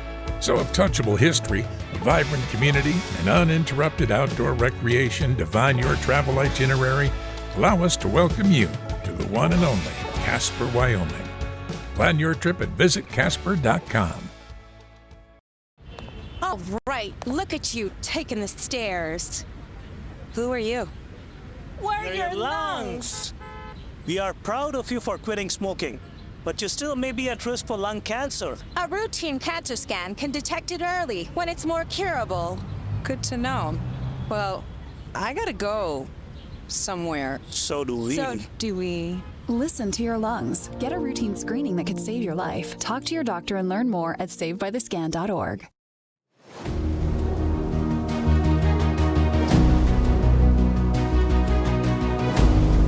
By the way, we're seeing breaking news that Belgium is appealing FIFA's decision to reverse the red card 1-game suspension for the U.S. striker. One phone call from President Trump got that reversed, and now Belgium is crying foul. We'll see how that plays out. Those two teams at it tonight, 6 o'clock start. Mac, what's happening?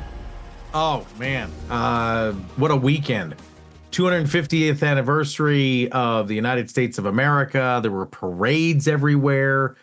I don't know whether you saw what happened down in Du Bois. That was epic. Yeah. With a bunch of old military tanks taking on, mid-size, middle-class sedans. And of course they win, I mean, it was great. It was a great 4th of July, I think, for everybody. Something that was interesting is that I want to say three towns had fireworks displays that caught fire. Yes. I know here in Cody, there's some really cool pictures of fire underneath the fireworks. So I thought that was pretty cool, and everybody's fine. There's no injuries, no structure losses, anything but like that. But the fireworks display was really great up here in Cody. I know that, but there were other towns too that set off fireworks and lit some fields on fire. So yeah, whoops. I heard about that one in Cody, but fire department, CFD, they were on it, man. And yeah. Well, they're down there, and it's different than when my wife was a kid. My wife said when they used to do the fireworks, when she was little, there was like a guy in a truck, across the river. Right. And he would just light them off, probably smoking a cigarette, that kind of thing. No big deal. Now you've got like a phalanx of red vehicles. You can't miss them. All water related, all water, water tanks, so they can just jump on it. But I was talking to my sister the other day. What stuff did we do as kids that probably should have killed us? That kids can't do today, like riding bikes without helmets, anything Evel Knievel tried to do that we tried to replicate as kids, all these different things that we would never let our kids do. Now, what did we do when we were kids? And most of us didn't die. So, and shout out to younger brothers of a family, because he was our test Evel Knievel. We would build a jump ramp, and with our banana seat stingrays, we'd be like, I'm not sure about the physics of this because I'm only 9. Let's get my little brother. He'll try it. And he was the guinea pig for like every Evel Knievel stunt we ever made up. Oh man. We almost killed him. I remember we had a ramp and we tried to jump over my sister and her friend. Oh, go. And my mother came home right as I took off, and she ran right in between me and the ramp and said, "Are you nuts? What are you doing? Get inside." This and that was not happening.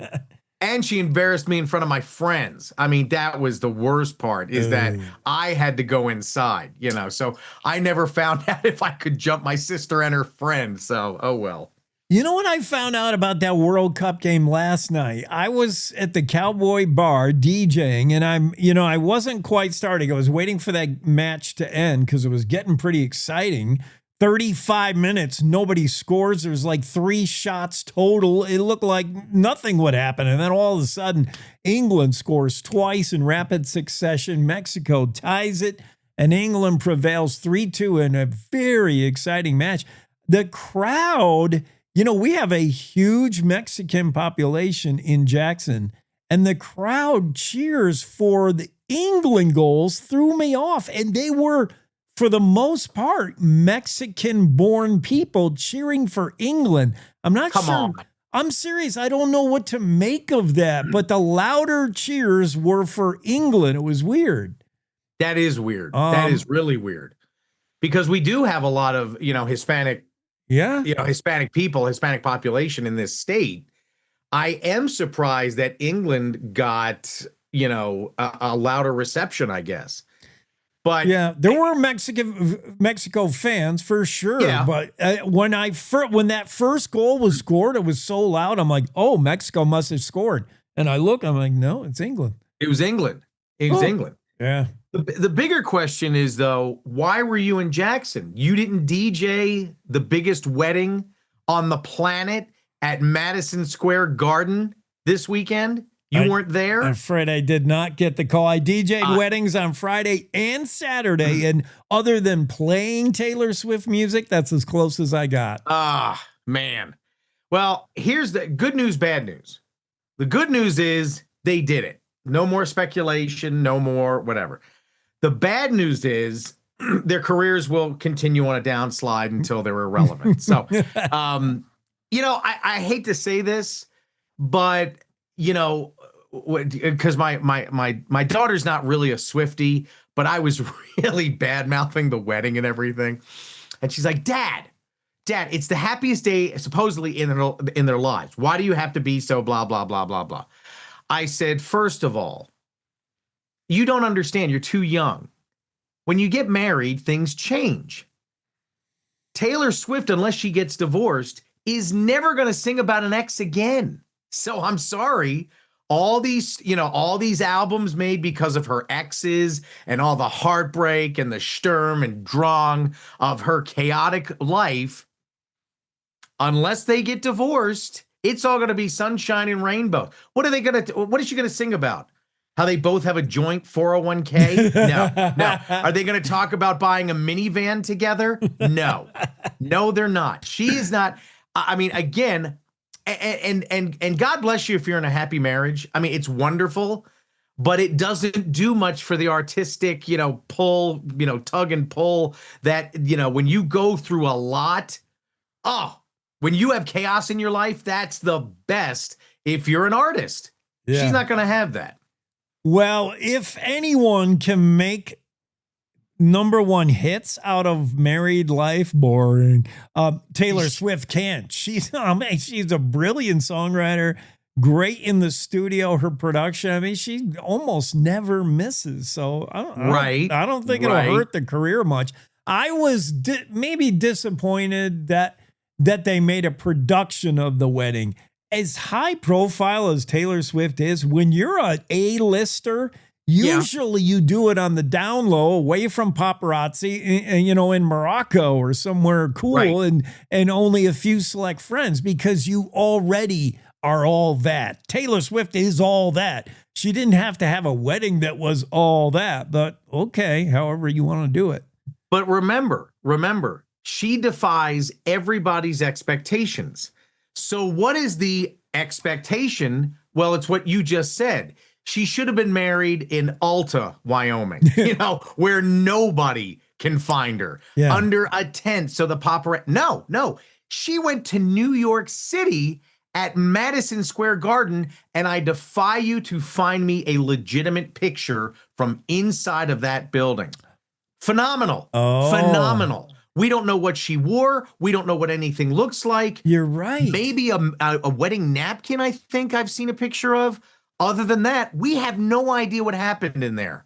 Well done. Well done. She pulled it off. That's true. I wonder what kind of NDAs they had to sign and whether they were relieved of their cell phones on the way in or, my goodness. You're right. And she gets Adam Sandler to officiate. Yeah.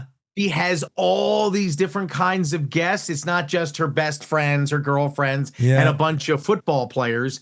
There were people there that I'm like, that person was invited? I'm expecting a bunch of tight ends or a bunch of, football guys and just her best girlfriends. There, Prince William could have shown up for all I know. I mean, that's the level of guest list that there was. I'd love to find out somebody who didn't go, who somebody said, nah, I'm good. I'll pass. I'd love to find out that person's name. I think the buzz from some of the bridesmaids is there were lots of tight ends there. Well, yeah, there were a lot of football guys. Yes, there were a lot of football guys. Tight ends. Oh, see, yeah, I see what you did there. There was somebody who didn't go, right? Doesn't she have this feud going with some Blake was she Lively? invited? Well, yeah, Blake Lively. Was Blake Lively invited? I think so. Okay. And just didn't go. Blake and her, she's with who? That Ryan Reynolds. Yes, thank you. He's dreamy. Yeah. He's a funny guy. He is. He is. I think she got I don't know what was the cause of their falling out. Do you know? It was the Jason Maldani or whatever his name, the guy that she starred with. They got, I think that was the beginning, the small end of the wedge, because of he said, she said, and I think Taylor was like, I'll pass on this. Like she wasn't supportive of enough. So, but I don't know. I mean, it could be over anything. I mean, my wife has had falling outs with her friends over, just the, they were not invited. Stuff I've ever heard of. Just the dumbest stuff, but whatever. No invite. You're right. Yeah. I mean, if you were invited, you go because you've got like street cred for the rest of your life. You went to Madison Square Garden. You put up with all that security and all that scrutiny. You got to go inside. I mean, it's like being a Navy SEAL, man. You've done something that 0.1% of the population has experienced. You know what I mean? That's amazing. Yeah, and to be the DJ, that opportunity that would be hard as hell. You're with one of the most successful / popular / influential singer-songwriters of humankind. I mean, of humankind. Yeah. And you're going to DJ the wedding. I would definitely, no thanks. I would overthink it for sure. Oh, yeah. How many Taylor Swift songs do you play and which ones? And there you go. Oh boy. I think she had Paul McCartney though come and perform though. That's smart. Yeah. Who's the biggest singer-songwriter than her? Get Sir Paul McCartney. Oh, that's a no, if he'll do it. It's a no-brainer. You're not going to bring in some, rando. What is Akin working? I mean, you're not going to bring in somebody, is Cisco still around? The Thong Song? Is that guy still around? You're not bringing in that guy. No, you got to bring, who on the planet has a larger portfolio of hits, catalog right, and of not hits. A diva, not going to make it about them like Mariah Carey. Good oh my God. Point. Yep. Yeah. Yeah. Paul McCartney's safe. Yep. Yeah, right. Beatles, Paul. Yeah. Right. All So, right. I mean, again, I don't know. She just has this Midas touch with everything. Yeah. There is no misstep. There is no, oops, I got caught, blah, blah, blah, or, a DUI or whatever. There's nothing like that about her. I mean, who makes Newport, Rhode Island popular? She did. She did. I mean, unless you came from old money or were a Kennedy, nobody had ever heard of Newport, Rhode Island. And yet she buys a house there. And now my aunt who lives in Providence says you can't get within 10 miles of that place if people know that she's in town. I mean, who does that? That's amazing. Thank God she didn't come to Jackson. Thank God she didn't come to Cody and buy a house. Oh my God. She would have doubled the population. Yeah. Yeah. Well, she's a hit maker. All props to her. I have noticed a little bit of a backlash, anti-Swifties in this generation, the new generation now, like your daughter. They're not Taylor Swift crazy at all. Well, because she's now in her 30s. Yeah. I mean, and the younger, like my daughter, she's 17. There's a whole other generation now that, she's kind of older. Your girls, they want somebody younger and that they think is more hip. Your girl's probably listening to Olivia Rodrigo's Drop Dead. Great song. Olivia's killing it right now. I bet she likes Sabrina Carpenter, Olivia Rodrigo, Tate McRae. I don't get the whole Tate McRae thing. I don't get it. Canada. But I love Tate McRae. Love everything. But why? Why? Because I've seen like a couple of clips of her in concert.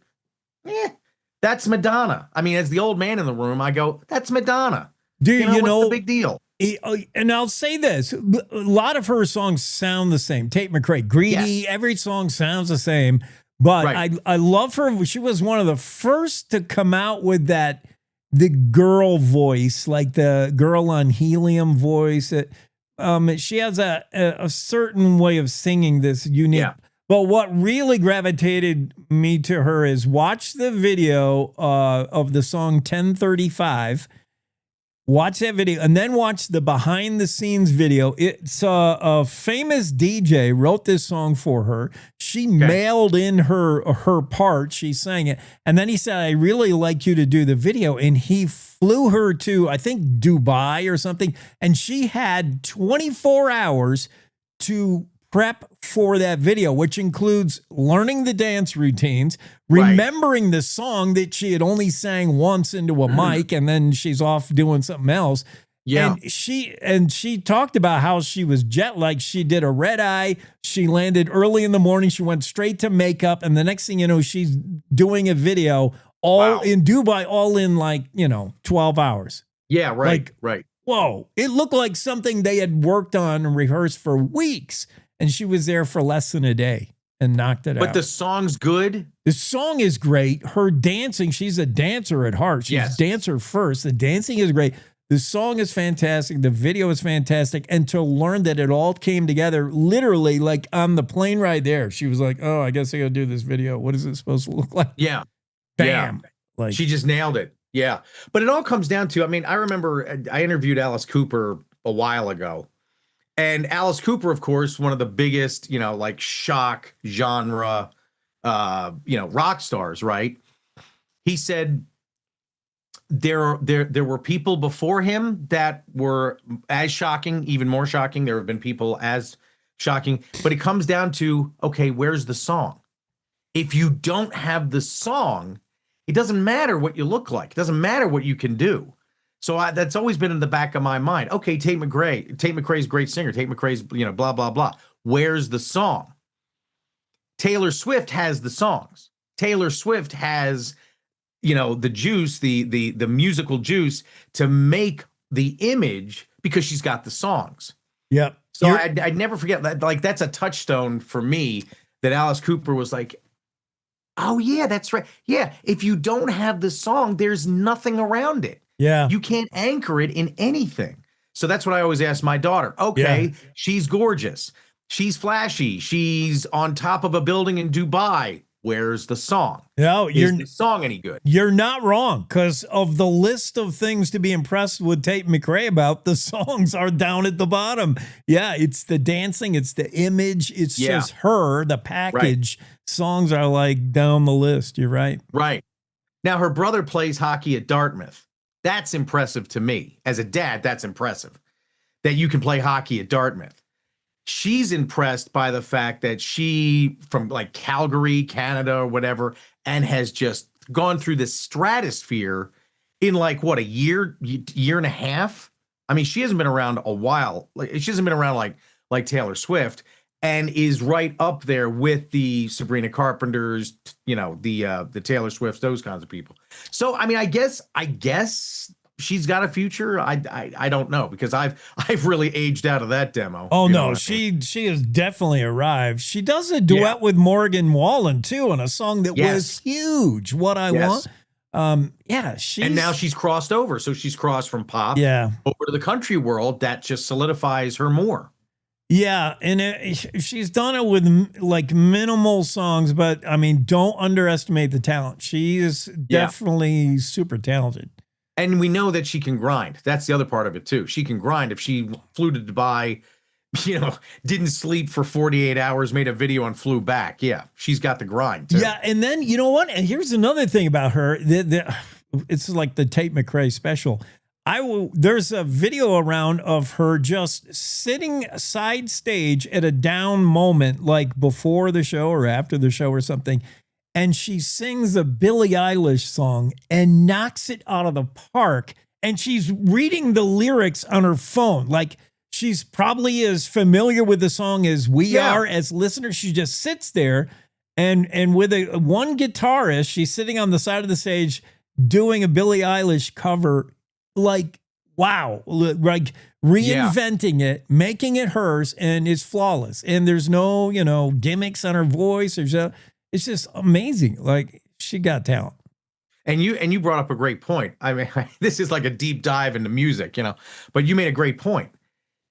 If you're going to do a cover, you can't do, and this is why I respect the hell out of the band Rush. Rush came back with a different drummer. You're going to replace one of the best drummers of all time with somebody that nobody really knows. I mean, unless you're a real musicology guy, you knew that she played with Jeff Beck on like 2 tours.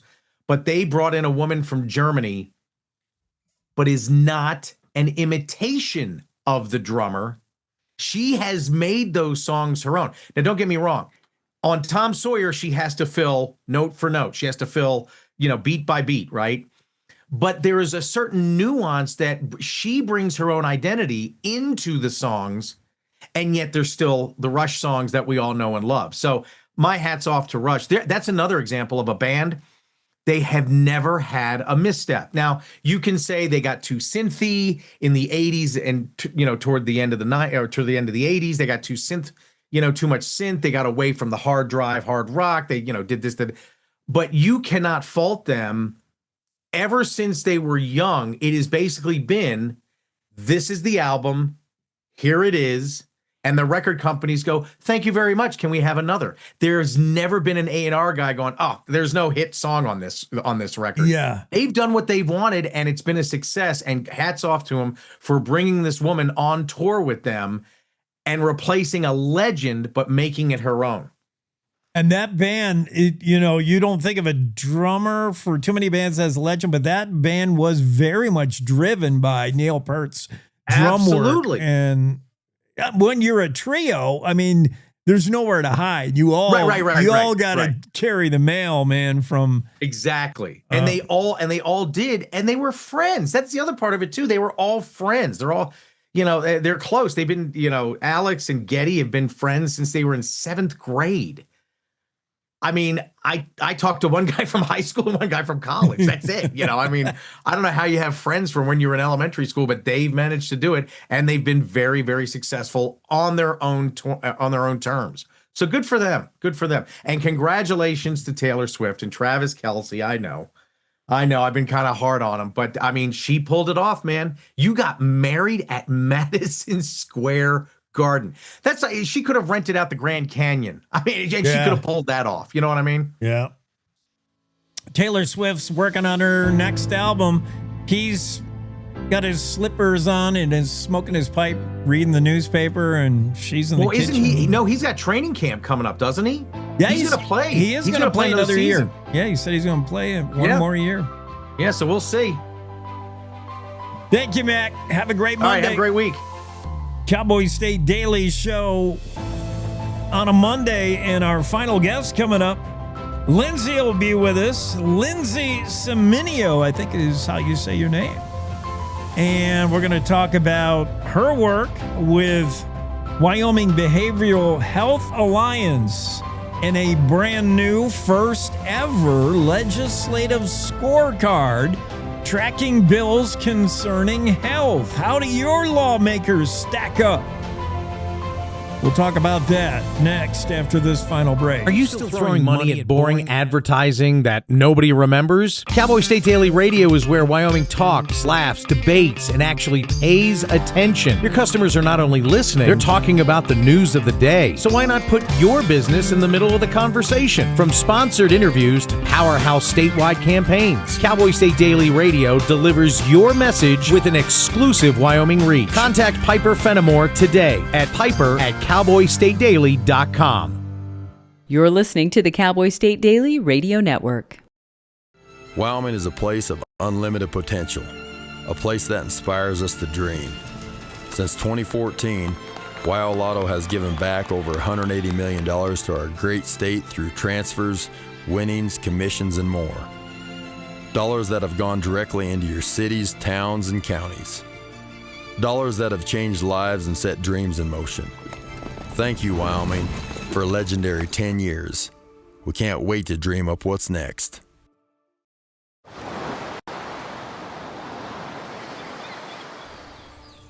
Hear that? That's the sound of your life. Perfectly imperfect.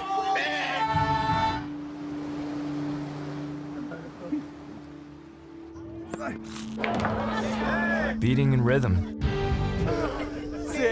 to the world you've created.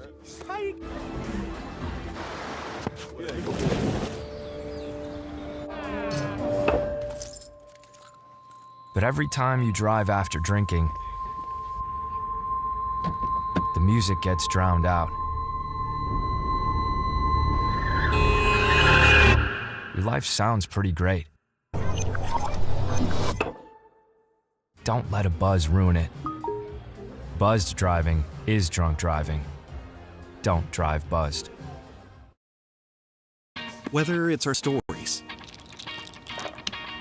the warmth of our laugh, or our family's secret sauce, we all bring something different to the table. So make some space. The power of connection is waiting right outside your comfort zone. Learn how you can help strengthen your community at belongingbeginswithus.org/team up.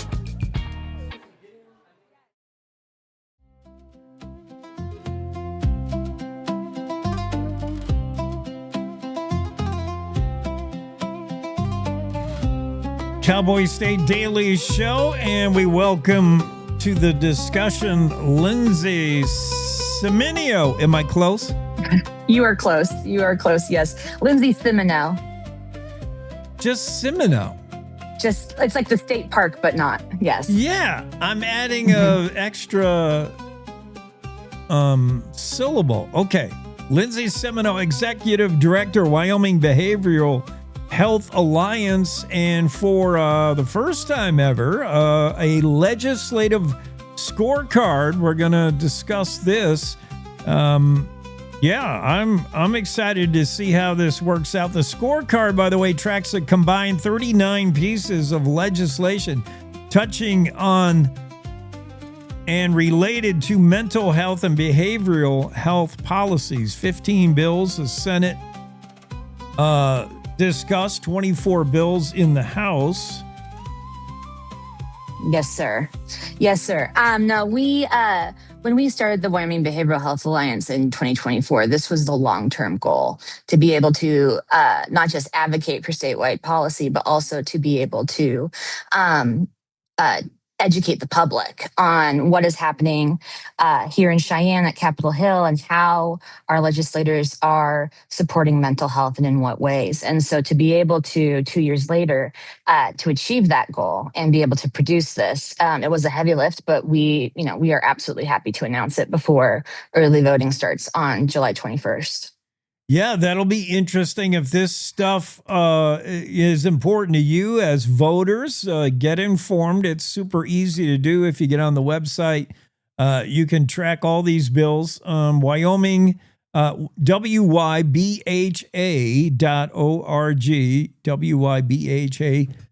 wybha.org. Lindsay, whose idea? So from the very beginning of Wyoming Behavioral Health Alliance, this was in the game plan that you'd want to track how our lawmakers vote on these issues? Absolutely. The majority of mental health associations and nonprofits are what we would call a 501c3, so a charity nonprofit, whether it's for public education or professional development, like the Wyoming Counseling Association. And though 501c3s can do a legislative scorecard, many of the Behavioral Health Alliance and associations just didn't feel as though they had the capacity to do so. So when we decided to form our behavioral health coalition and bring in these organizations, encourage these organizations to join as members, this was really the long-term goal, since we're all working and advocating for the same mental health policy, to then also be able to inform the public as well.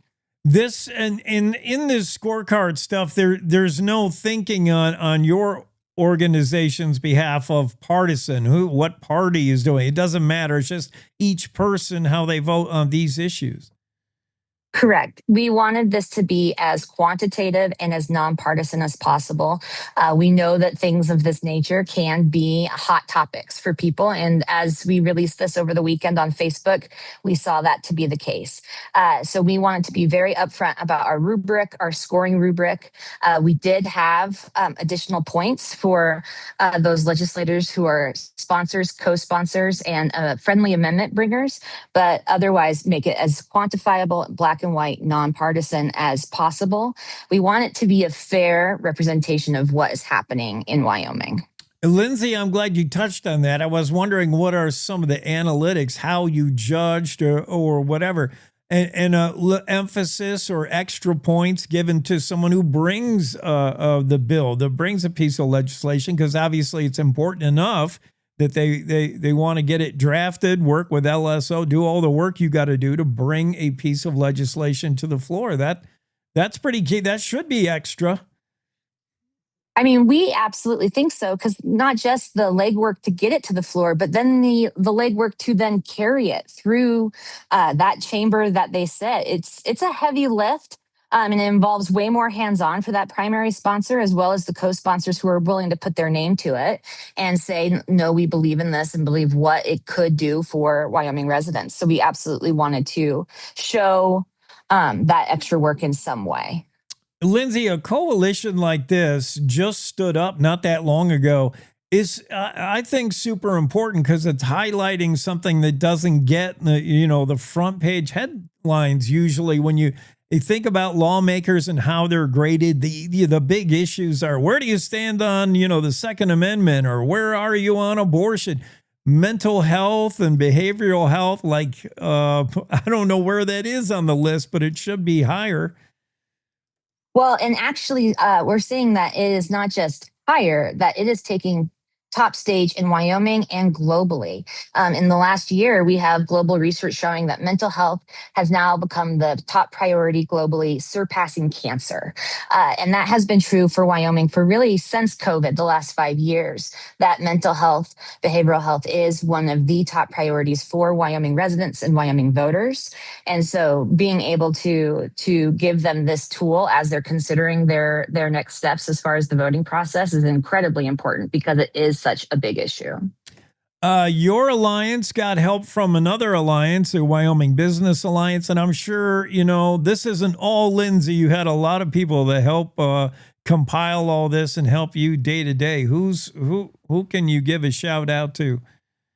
Absolutely, we are grateful for our partnership with the Wyoming Business Alliance, as well as the Wyoming Counseling Association has been an integral part in not just making sure that we are able to build these resources and get them out to the public, but also in making sure our message gets out there and really supporting us every step of the way. And we have a great board of directors as well to make sure that we are, on the up and up and being as open and transparent as possible with the public and being able to then facilitate our work.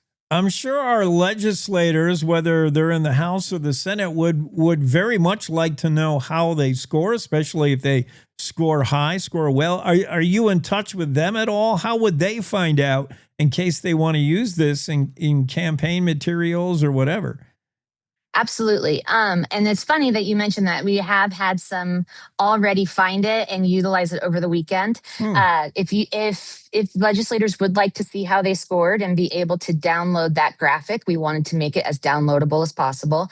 They can do so from Facebook. Is probably going to be the easiest way for them. We do have an album for the Senate and the House for them to be able to use and share instantaneously on their social medias, as well as our website. Our website has specifically everybody's individual scorecard, as well as the exact bills that were used to calculate that score, and then the rankings by each chamber, who ranked the highest in the Senate and the highest in the House. So they can get more detailed information going directly to our website. It's the first ever mental health legislative scorecard. Wyoming Behavioral Health Alliance released it not too long ago. Lindsay, great idea. Anything else you want to highlight that your organization is doing? We are I mean, the greatest thing that we would like to highlight is the fact that we are membership driven. We are membership through our group organizations that are part of that membership. And if you are part of an organization and you are looking to also be able to engage in mental health and behavioral health advocacy, I would love to be able to chat with you and see how you can help us move this behavioral health policy work forward. Start right there on the interwebs, wybha.org. It's Wyoming Behavioral Health Alliance, and Lindsay Simineo with us to close out the show. Lindsay, thanks for being on. Thank you so much. I appreciate it. Of course. Have a great Monday. Cowboy State Daily Show, wrapping things up on a Monday, July 6th. A reminder that Jeff is going to carry the show Saturday. Jeff, I'll call him. He's going to be on the handling the show, I think, for sure Friday and maybe Thursday, because Jake needs a break. Yeah, that'll be great. And Jeff is so good. I hope you caught his 4th of July show just this past Saturday. Jeff Rickett on the Cowboy State Daily Show, holiday edition. It was a great show. Got a lot of eyeballs and a lot of ears on it, according to the analytics. Maybe just because it was the 4th of July, or maybe just because Jeff is that good. But he's fantastic. You're going to enjoy him coming up towards the end of the week.